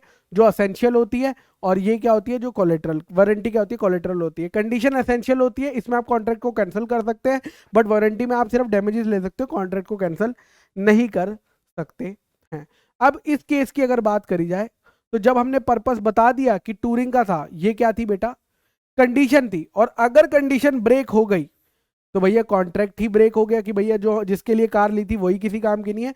राम इसीलिए इंटाइटल्ड है to reject the car and have refund of the price, क्योंकि इंप्लाइड कंडीशन, या आप बोले यहाँ पे इंप्लाइड नहीं, यहाँ तो एक्सप्रेस कंडीशन थी. एक्सप्रेस कंडीशन क्या थी? मैंने बताया था कि मैं कार किस पर्पस के लिए लेना चाहता हूँ, और वो पर्पस अगर फुलफिल नहीं होता है, ठीक है. कई बच्चे इसको दूसरे एंगल से भी आंसर लिख सकते हैं, वो भी करेक्ट होगा. अगर आप ये आंसर लिख देते हैं कि कंडीशन फॉर क्वालिटी और फिटनेस वाला, कि अगर आप बता देते हो सेलर को कि मुझे इस पर्पस के लिए चाहिए और उसकी स्किल्स पर रिलाई करते हो, और सेलर उस चीज का डीलर होता है, अगर ये तीनों कंडीशन जो इस क्वेश्चन में सेटिस्फाई है तो आपके पास राइट होता है, you can cancel the contract. यहाँ पे बायर बी अवेयर वाला कॉन्सेप्ट लगता नहीं है. यहाँ पे बायर बी अवेयर वाला कॉन्सेप्ट लगता नहीं है. चलिए नेक्स्ट क्वेश्चन मेरे बच्चा. मिस्टर एक्स, देखिए एक एक्स है, agreed to purchase 100 bales of cotton from B. S कौन है? बायर है, ठीक है. और वी कौन है? सेलर है. कॉन्ट्रैक्ट किस चीज का हुआ है भैया? 100 बेल्स ऑफ कॉटन का. 100 बेल्स ऑफ कॉटन, ठीक है, ओके. And send. अब क्या हुआ? एस ने कहा, एस ने अपने बंदे भेजे कि जाओ जाके डिलीवरी, क्योंकि 100 बेल्स ऑफ कॉटन ले जानी थी, तो एस ने अपने बंदों को भेजा. एस ने अपने बंदे को भेजा वी के पास. They could pack only 60 bales. अब ये गए, इन्होंने कितने बेल्स पैक करे? 60 बेल्स पैक करे. Later on there was an accidental fire. अब क्या हुआ? इन लोगों ने जाके, ठीक है, 60 बेल्स ये कह रहे हैं कि भैया पैक हो गए.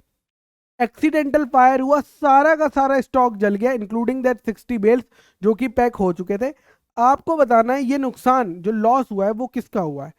एस का लॉस होगा या वी का लॉस होगा? ये क्वेश्चन आपसे पूछा गया है. इसमें कॉन्सेप्ट क्या है? इसमें यही है कि ओनरशिप जिसकी होती है लॉस उसका होता है.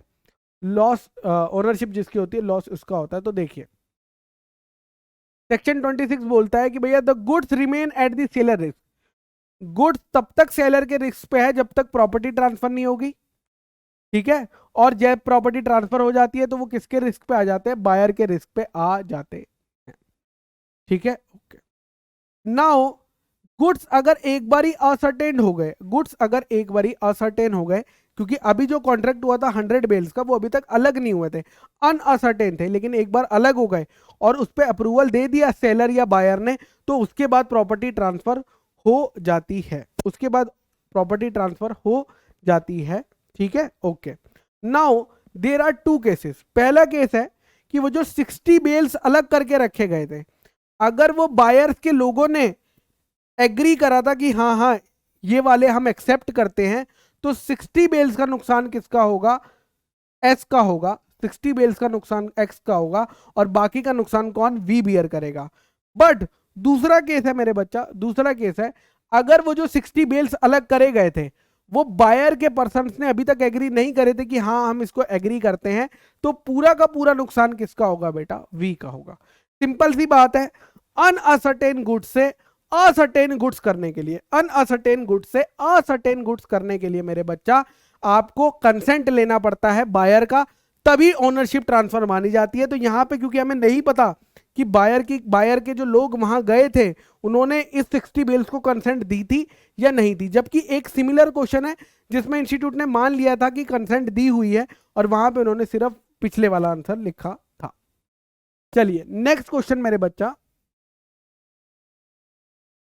सूरज sold his car to Sohan. Suraj ने कार बेची किसको, सोहन को, फॉर ₹75,000। सूरज ने कार बेची सोहन को 75,000 रुपए की। सूरज ने कार दी और इधर से वादा हुआ कि हम 75,000 देंगे। आफ्टर इंस्पेक्शन उसने चेकिंग करी और सेटिस्फाई करा खुद को, किसने, सोहन ने। सोहन ने 75 में से 25,000 दे दिए, 25,000 दे भी दिए और कार की पोजीशन लेके चला गया एंड प्रॉमिस करा कि मैं कुछ बाकी पैसा 1 महीने के अंदर तुम्हें पे कर दूंगा। सोहन रिफ्यूजेस, लेकिन जब 1 महीने बाद उससे पैसे मांगे गए तो सोहन ने कहा मैं तुम्हें 50,000 बाकी के नहीं दूंगा। क्यों, क्योंकि तुमने जो कार दी है वो गुड कंडीशन में नहीं है। आपको बताना है कि सूरज के पास क्या रास्ता अवेलेबल है सोहन के अगेंस्ट, आपको ये बताना है, क्योंकि सोहन ने तो पैसे देने से मना कर दिया। कार भी रख ली और अब कह रहा है अरे तुमने जो कार दी वो 1 नंबर 3rd क्लास कार थी, मैं तो तुम्हें 50,000 नहीं देता। जबकि जब लेते हुए उसने इंस्पेक्ट भी करी थी और खुद को सेटिस्फाई भी किया था, उसके बाद अब कह रहा है कि मुझे तुम्हारी कार तो बहुत वाहियात है। क्या ये गलत बात है या नहीं, बिल्कुल गलत बात है। तो देखिए लॉ क्या कहता है, सेक्शन 55 बोलता है कि अनपेड सेलर, क्योंकि ये अनपेड सेलर माना जाएगा, यस और नो, बिकॉज इसको पैसा नहीं मिला। जब तक सेलर को पूरा पैसा नहीं मिलता है उसको हम क्या बोलते हैं, अनपेड सेलर बोलते हैं। तो अनपेड सेलर जहां पे कि कॉन्ट्रैक्ट में ओनरशिप ट्रांसफर हो गई है और बायर पैसे देने से मना कर देता है, तो हम उसके ऊपर प्राइस का केस कर सकते हैं। और जहां पे कि कॉन्ट्रैक्ट में ओनरशिप तो ट्रांसफर नहीं हुई है बट प्राइस डिसाइड होता है कि किसी स्पेसिफिक डेट में, किसी स्पेसिफिक डेट में, जैसे हमने यहां पे डिसाइड करा था कि अगले महीने देगा, अगर वो डिसाइडेड है तो भी आप प्राइस के लिए केस कर सकते हैं। इन दो चीजों में आप प्राइस का केस कर सकते हैं। तो यहां पे देखो सूरज जो है वो सोहन के ऊपर क्या मांगेगा, केस करेगा, किस चीज का, रिमेनिंग अमाउंट का केस कर सकता है।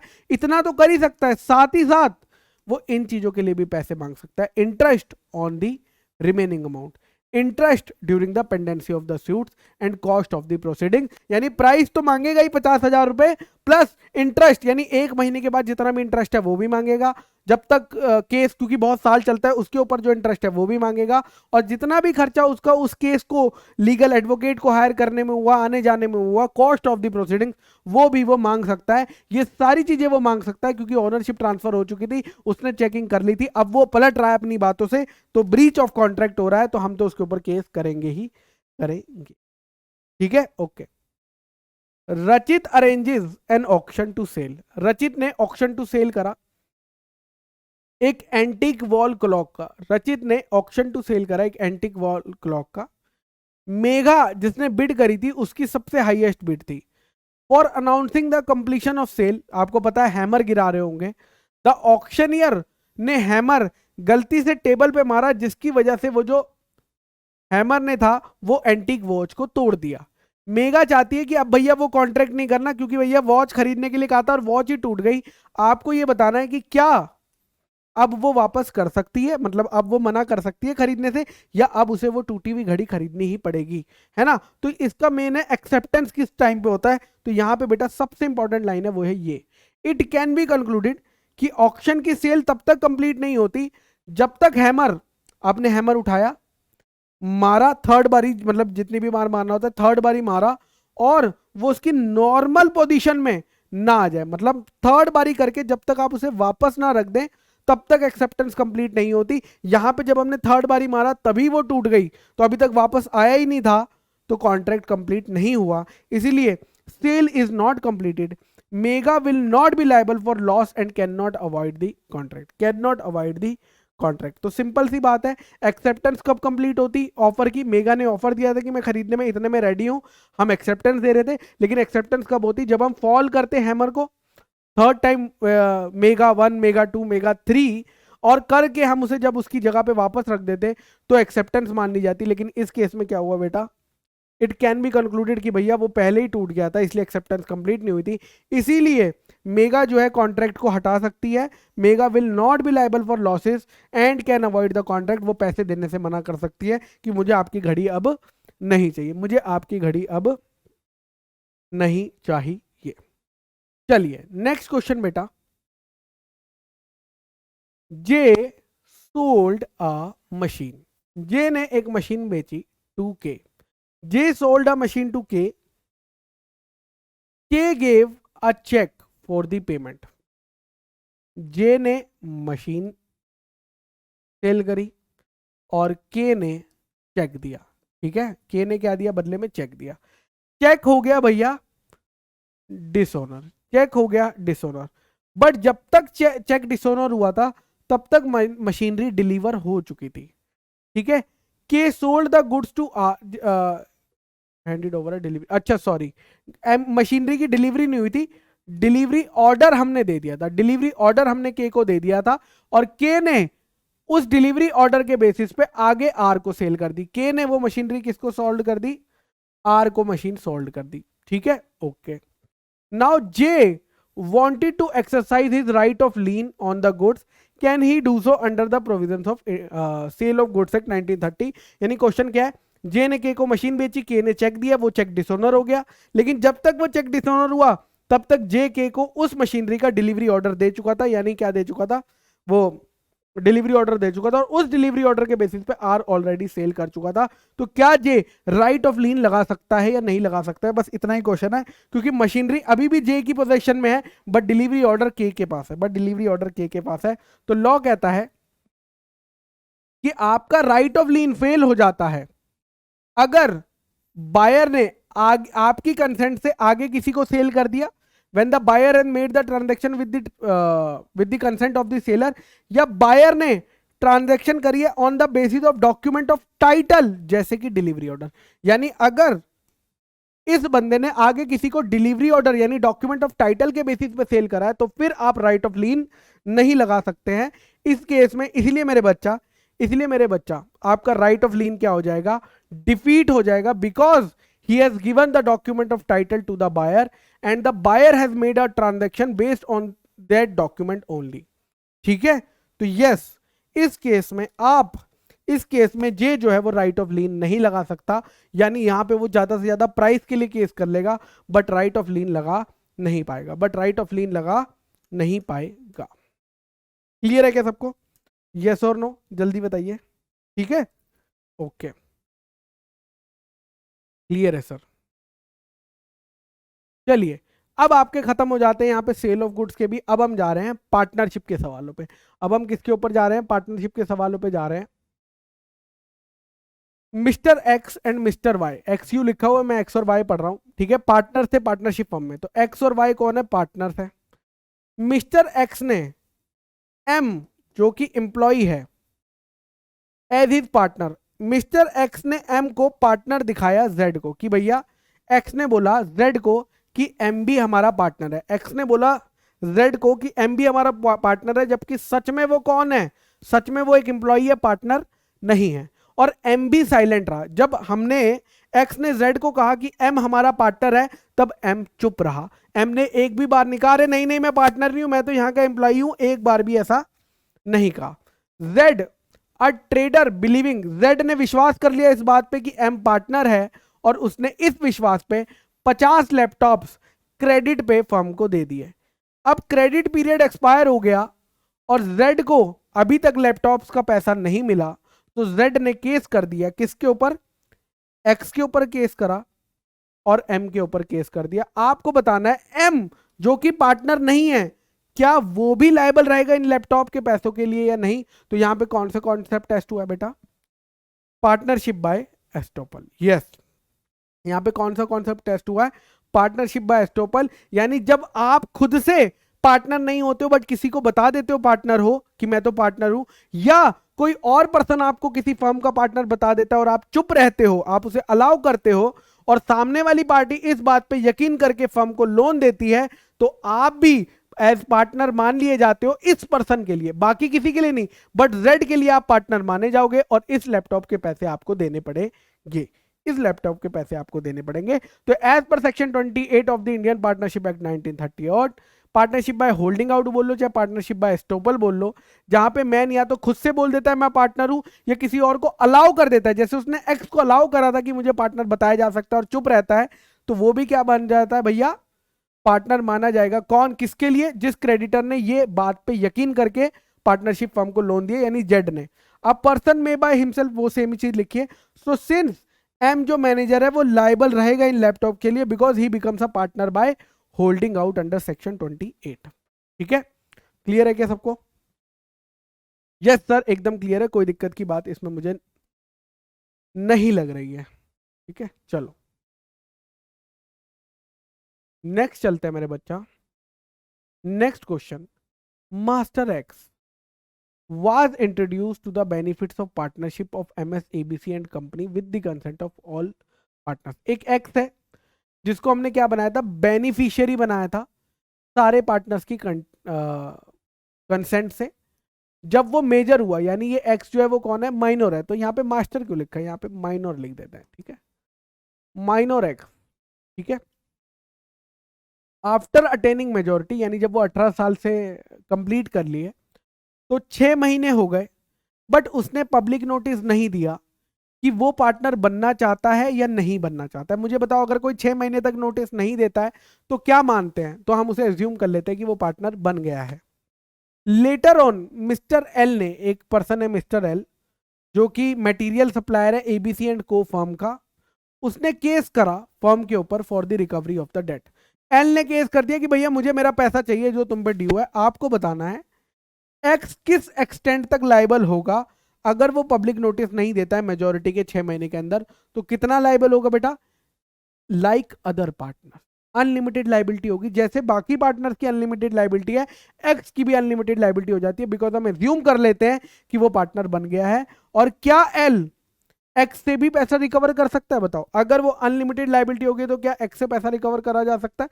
The answer is yes, x से पैसा रिकवर किया जा सकता है। तो यही लिखा है बेटा, सेक्शन 30 में बोला है कि 6 महीने के अंदर आपको बता देना है कि भैया आप बनना चाहते हो या नहीं बनना चाहते हो। अगर आप फेल हो जाते हो या नोटिस देने में, तो हम मान लेते हैं कि भैया आप पार्टनर बन रहे हो। और if the minor becomes a partner, ठीक है, by his failure with in specified time, तो उसके राइट्स एंड लाइबिलिटी जो है वो क्या क्या रहेंगे, वो भैया ये रहेंगे कि ही बिकम्स पर्सनली लायबल। वो थर्ड पार्टी को क्या हो जाता है, पर्सनली लायबल हो जाता है। कब से? उस तारीख से जिस दिन से वो बेनिफिट्स में हुआ था, जिस दिन से बेनिफिट्स में मतलब जब वो छोटा था। एंड हिज शेयर, उसका प्रॉपर्टी और वो सारी चीजें क्या रहती है, वो सेम रहती है जितना उसे माइनर बनते हुए मिलता था। अब इस केस में क्योंकि एक्स जो है पब्लिक नोटिस नहीं दे पाया था, इसलिए वो पर्सनली लायबल है।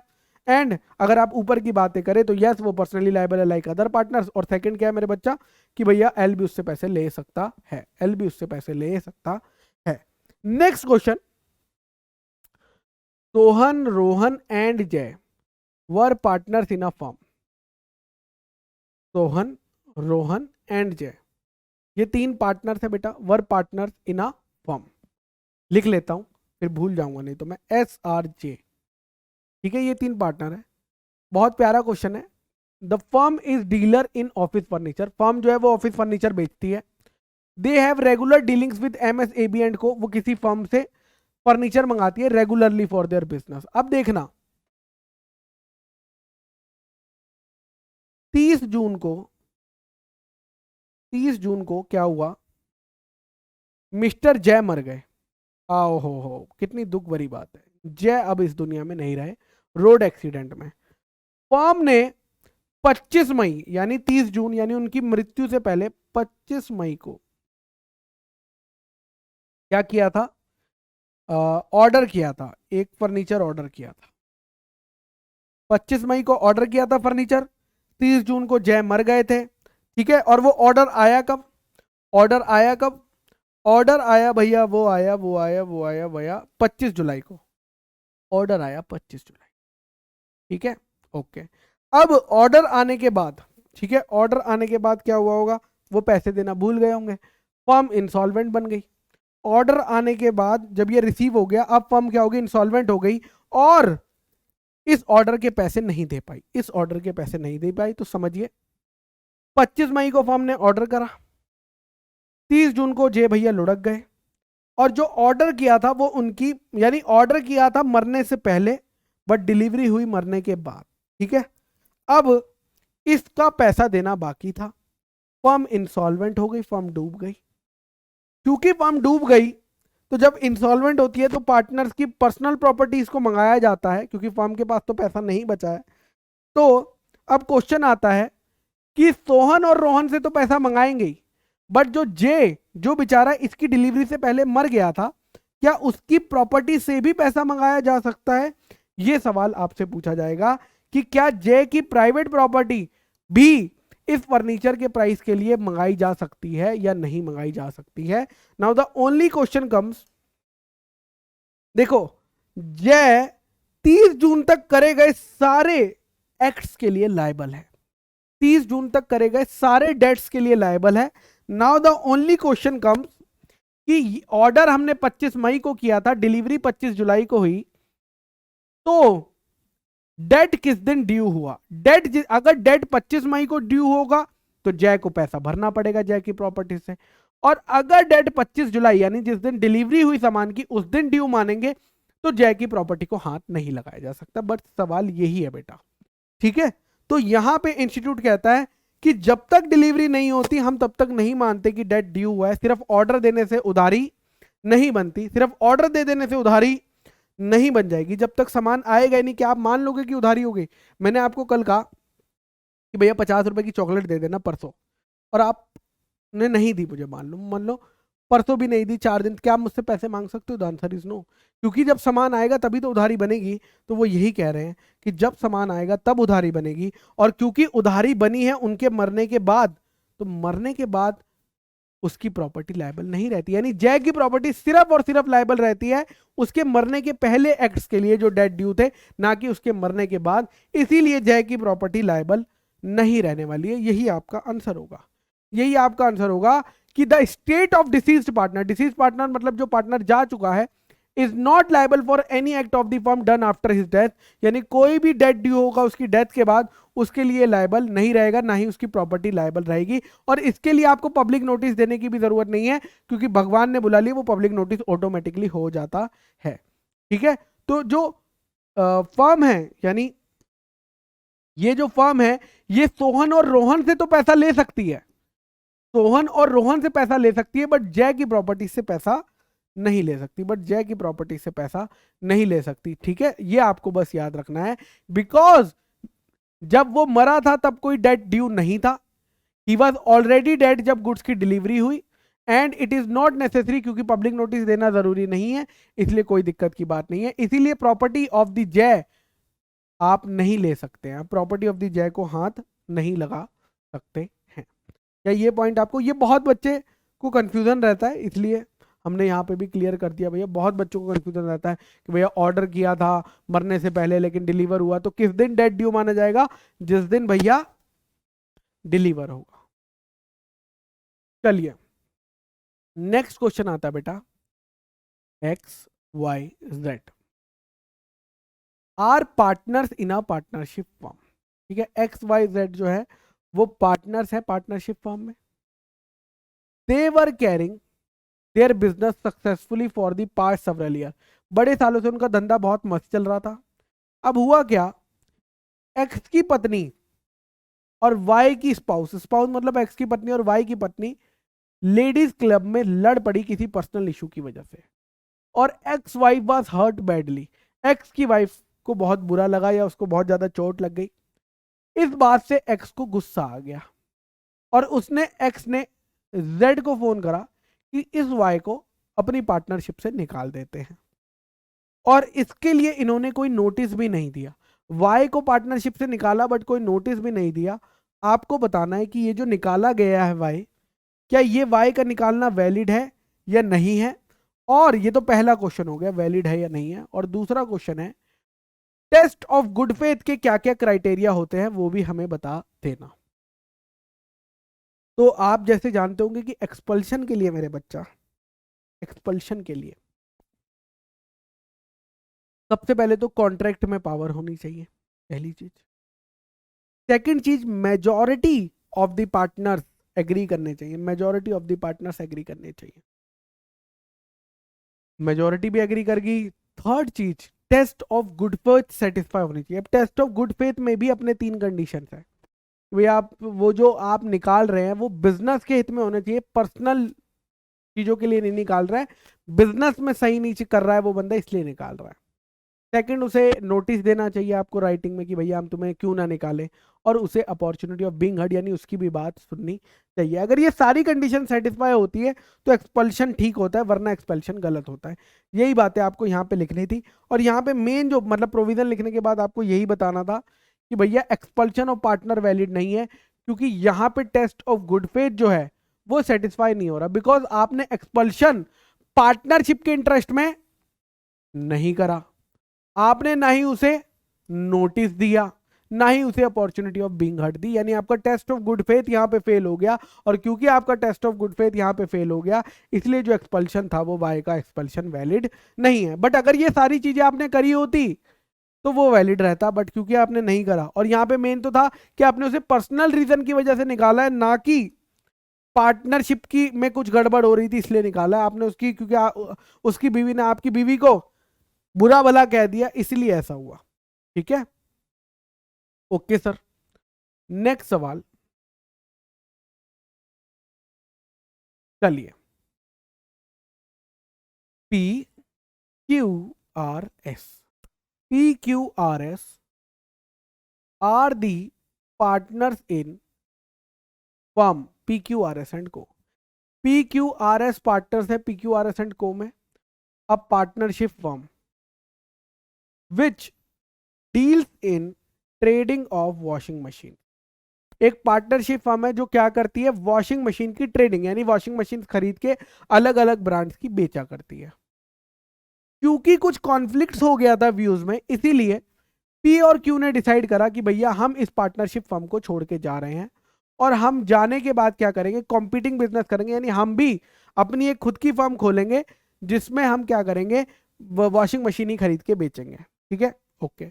और अब क्या हुआ, अब रास्ते अलग अलग हो गए, पहले रास्ते एक थे, यानी पहले पी क्यू आर एस एक थे, अब ये दोनों अलग हो गए और ये दोनों अलग हो गए। ठीक है, मीनवाइल आर एस ने प्रॉपर्टी जो है वो in the name of M S P Q R S and co, in which P and Q also है द शेयर। ठीक है, उन्होंने क्या करा, उन्होंने इन दोनों का हिस्सा नहीं दिया।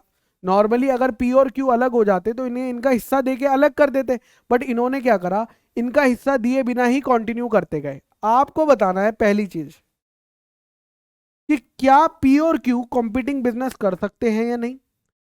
ठीक है, और अगर इनका हिस्सा नहीं दिया गया, पी और क्यू जब अलग हुए फर्म से, तो इनके क्या राइट्स रहेंगे पुरानी पार्टनरशिप फर्म में पी क्यू आर एस में, जब तक इनका हिस्सा नहीं दिया जाएगा। तो पहले तो आपको बताना है कि स्टार्टिंग कॉम्पिटिंग बिजनेस, दोनों अलग अलग प्रोविजन पे सवाल पूछे गए। कॉम्पिटिंग बिजनेस कर सकते हैं, the answer is yes, outgoing partner competing business कर सकते हैं। कुछ कंडीशंस है जो चीजें वो नहीं कर सकते, बट वैसे उन्हें अलाउड है। जैसे क्या क्या नहीं कर सकते, देखो, वो कर सकते हैं लेकिन वो पुराने फर्म का नाम यूज नहीं कर सकते, वो ऐसा नहीं दिखा सकते कि हम अभी भी पुराने फर्म का काम कर रहे हैं और वो वहां के लोगों को उठाकर नहीं ले जा सकते। ये तीन चीजें लॉजिकली कॉम्पिटिंग बिजनेस तो कर सकते हैं, बट वो ये तीन चीजें नहीं कर सकते। बट हाँ, अगर कोई कंडीशन, सेक्शन ये भी बोलता है कि आप सामने वाले को कॉम्पिटिंग बिजनेस करने से रोक भी सकते हो अगर आपके यहाँ रिटर्न एग्रीमेंट हुआ है तो, ठीक है। लेकिन वो इस क्वेश्चन में एप्लीकेबल नहीं है, तो इन्होंने तो प्रोविजन लिखा है तो पूरा लिखा है, बट यहाँ पे बात तो इतनी ही होनी चाहिए। और सेकंड है बेटा, ठीक है, सेकंड है बेटा कि भैया वो उन्होंने पूरा लिख दिया कि भैया पी और क्यू जो है कॉम्पिटिंग बिजनेस तब तक नहीं करेंगे अगर उन्होंने वो सब चीजें करी है तो। सेकंड है बेटा, आउटगोइंग पार्टनर का अगर आप हिस्सा नहीं देते हैं तो वो क्या क्या कर सकते हैं। सिंपल सी बात है, दो चीजें, या तो वो ये ले लेंगे, क्या कहते हैं, उनके पास ऑप्शन होगा, क्या किस चीज का ऑप्शन होगा, या तो वो अपनी प्रॉपर्टी में जितना भी हिस्सा बन रहा था, जितना भी शेयर उनका था वो मांग सकते हैं, या 6% पर एनम से इंटरेस्ट ले सकते हैं। दोनों में से जो भी उनके फेवरेबल में होगा वो ले सकते हैं। यानी वो शेयर में प्रॉपर्टी मांग सकते हैं, 6% पर एनम के हिसाब से हिस्सा मांग सकते हैं। ये आपको देखना है, ये ऑप्शन उन्हें दिया गया है, ये ऑप्शन लॉ उन्हें देता है कि अगर कॉन्टिन्यूइंग पार्टनर्स, पुराने पार्टनर्स जो निकले हैं उनका हिस्सा अलग नहीं करते हैं तो उनके पास ऑप्शन होता है कि वो चाहे तो उनका प्रॉपर्टी यूज कर ले, चाहे तो मतलब शेयर ले ले, चाहे तो 6% पर एनम पे इंटरेस्ट ले ले। चलिए नेक्स्ट क्वेश्चन मेरे बच्चा, मिस्टर ए एक पार्टनर थे जिसने अपना पार्टनरशिप फर्म का हिस्सा जो है वो मिस्टर बी को दे दिया। मिस्टर बी को लगा कि बुक्स ऑफ अकाउंट्स जो है बड़ा कम प्रॉफिट दिखा रहे हैं, टर्नओवर तो बहुत ज्यादा हुआ बट प्रॉफिट ये लोग बड़ा कम दिखा रहे हैं, इसीलिए वो बुक्स ऑफ अकाउंट्स को चेक करना चाहता है, ठीक है, क्योंकि उसे लगता है ये उसका राइट है बुक्स ऑफ अकाउंट्स को चेक करना। लेकिन बाकी के पार्टनर्स कह रहे हैं कि नहीं नहीं, उनके ओपिनियन में तो बी जो है बुक्स को चैलेंज नहीं कर सकता है। आपको एज ए एडवाइजर पूछा गया है कि भैया बताओ इंडियन पार्टनरशिप एक्ट का प्रोविजन लगा के कि क्या मिस्टर बी बुक्स को चेक कर सकता है या नहीं कर सकता है। जो मिस्टर बी ट्रांसफरी है, क्या लॉ ने उसे ये पावर दी है कि बुक्स ऑफ अकाउंट्स को चैलेंज करने की? The answer is no. ना वो मैनेजमेंट में हिस्सा ले सकता है, ना वो बुक्स ऑफ अकाउंट्स को चैलेंज कर सकता है। वो जितना भी प्रॉफिट बताया गया है उसमें जो उसका शेयर बन सकता है बस वो उसको एक्सेप्ट कर सकता है, उसके पास ये पावर नहीं है। यही लॉ में भी लिखा हुआ है बेटा, यही लॉ में भी लिखा हुआ है कि B is bound to accept the profits. जो भी एग्रीड हुआ है, he can not challenge the accounts, he can not challenge the accounts, he is only entitled to receive the share of profit, he is only entitled to receive the share of profit. ना वो books, ना वो business में हेरा फेरी कर सकता है, ना वो बुक्स ऑफ अकाउंट मांग सकता है, ना ही वो बुक्स ऑफ अकाउंट को इंस्पेक्ट कर सकता है। वो सिर्फ उसको एक ही राइट है, दैट इज प्रॉफिट में शेयर लेना, वो ये नहीं कर सकता है। तो यानी पार्टनर्स बाकी के सही कह रहे थे। Okay sir. Mister A, Mister B, Mister C, Mister A, Mister B, Mister C were partners in a partnership firm MS ABC and Co, which is engaged in the business of trading of branded furniture। तो तीन partners हैं भैया जो branded furniture बेचते हैं। The name of the partners were clearly written along with the firm name in front of the head office के बाहर तीनों का नाम लिखा हुआ था, ए का भी, बी का भी, सी का भी, एज वेल एज कंपनी के लेटर हेड पे भी तीनों का नाम लिखा हुआ था। 1 अक्टूबर 2018 को सी जो है वो चल बसे, उनका नाम ना तो हेड ऑफिस के बाहर से हटाया गया और ना ही लेटर हेड से हटाया गया, ठीक है। As per the terms of partnership firm ने ऑपरेशन कंटिन्यू करे और ए और बी पार्टनर बने रहे, सी तो जा चुके थे। The accounts of the firm were settled and the amount due to the legal heirs of C was also determined. 10 अक्टूबर को हमने उनका हिस्सा भी निकाल लिया। 1 अक्टूबर को मरे थे, 10 अक्टूबर को हमने हिस्सा निकाल लिया, ठीक है। बट हमने वो हिस्सा उन्हें पे नहीं करा। हमें क्या करना चाहिए था, जब हमने सी का हिस्सा निकाल लिया पार्टनरशिप में कितना बनता है, तो उसके जो लीगल हेयर, जो भी उसका बेटा बेटी जो भी था, उसको दे के परा कर देना चाहिए था।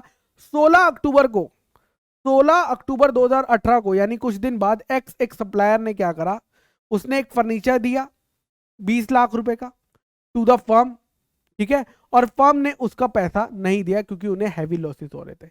मिस्टर एक्स, अब ये जो सप्लायर है ये पैसा रिकवर करना चाहता है फर्म से, ठीक है, और फर्म से तो करना ही करना चाहता है, साथ में वो कहता है कि सी की प्रॉपर्टी में से भी लूंगा, सी के लीगल हेयर से भी लूंगा। आपको बताना है कि क्या सी के लीगल हेयर से पैसा लिया जा सकता है या नहीं। अगेन यार ये सिमिलर क्वेश्चन है, डेट बताते हैं कब मरा था। 1 अक्टूबर को मर गया था। डिलीवरी कब हुई, सप्लायर ने कब सप्लाई करा,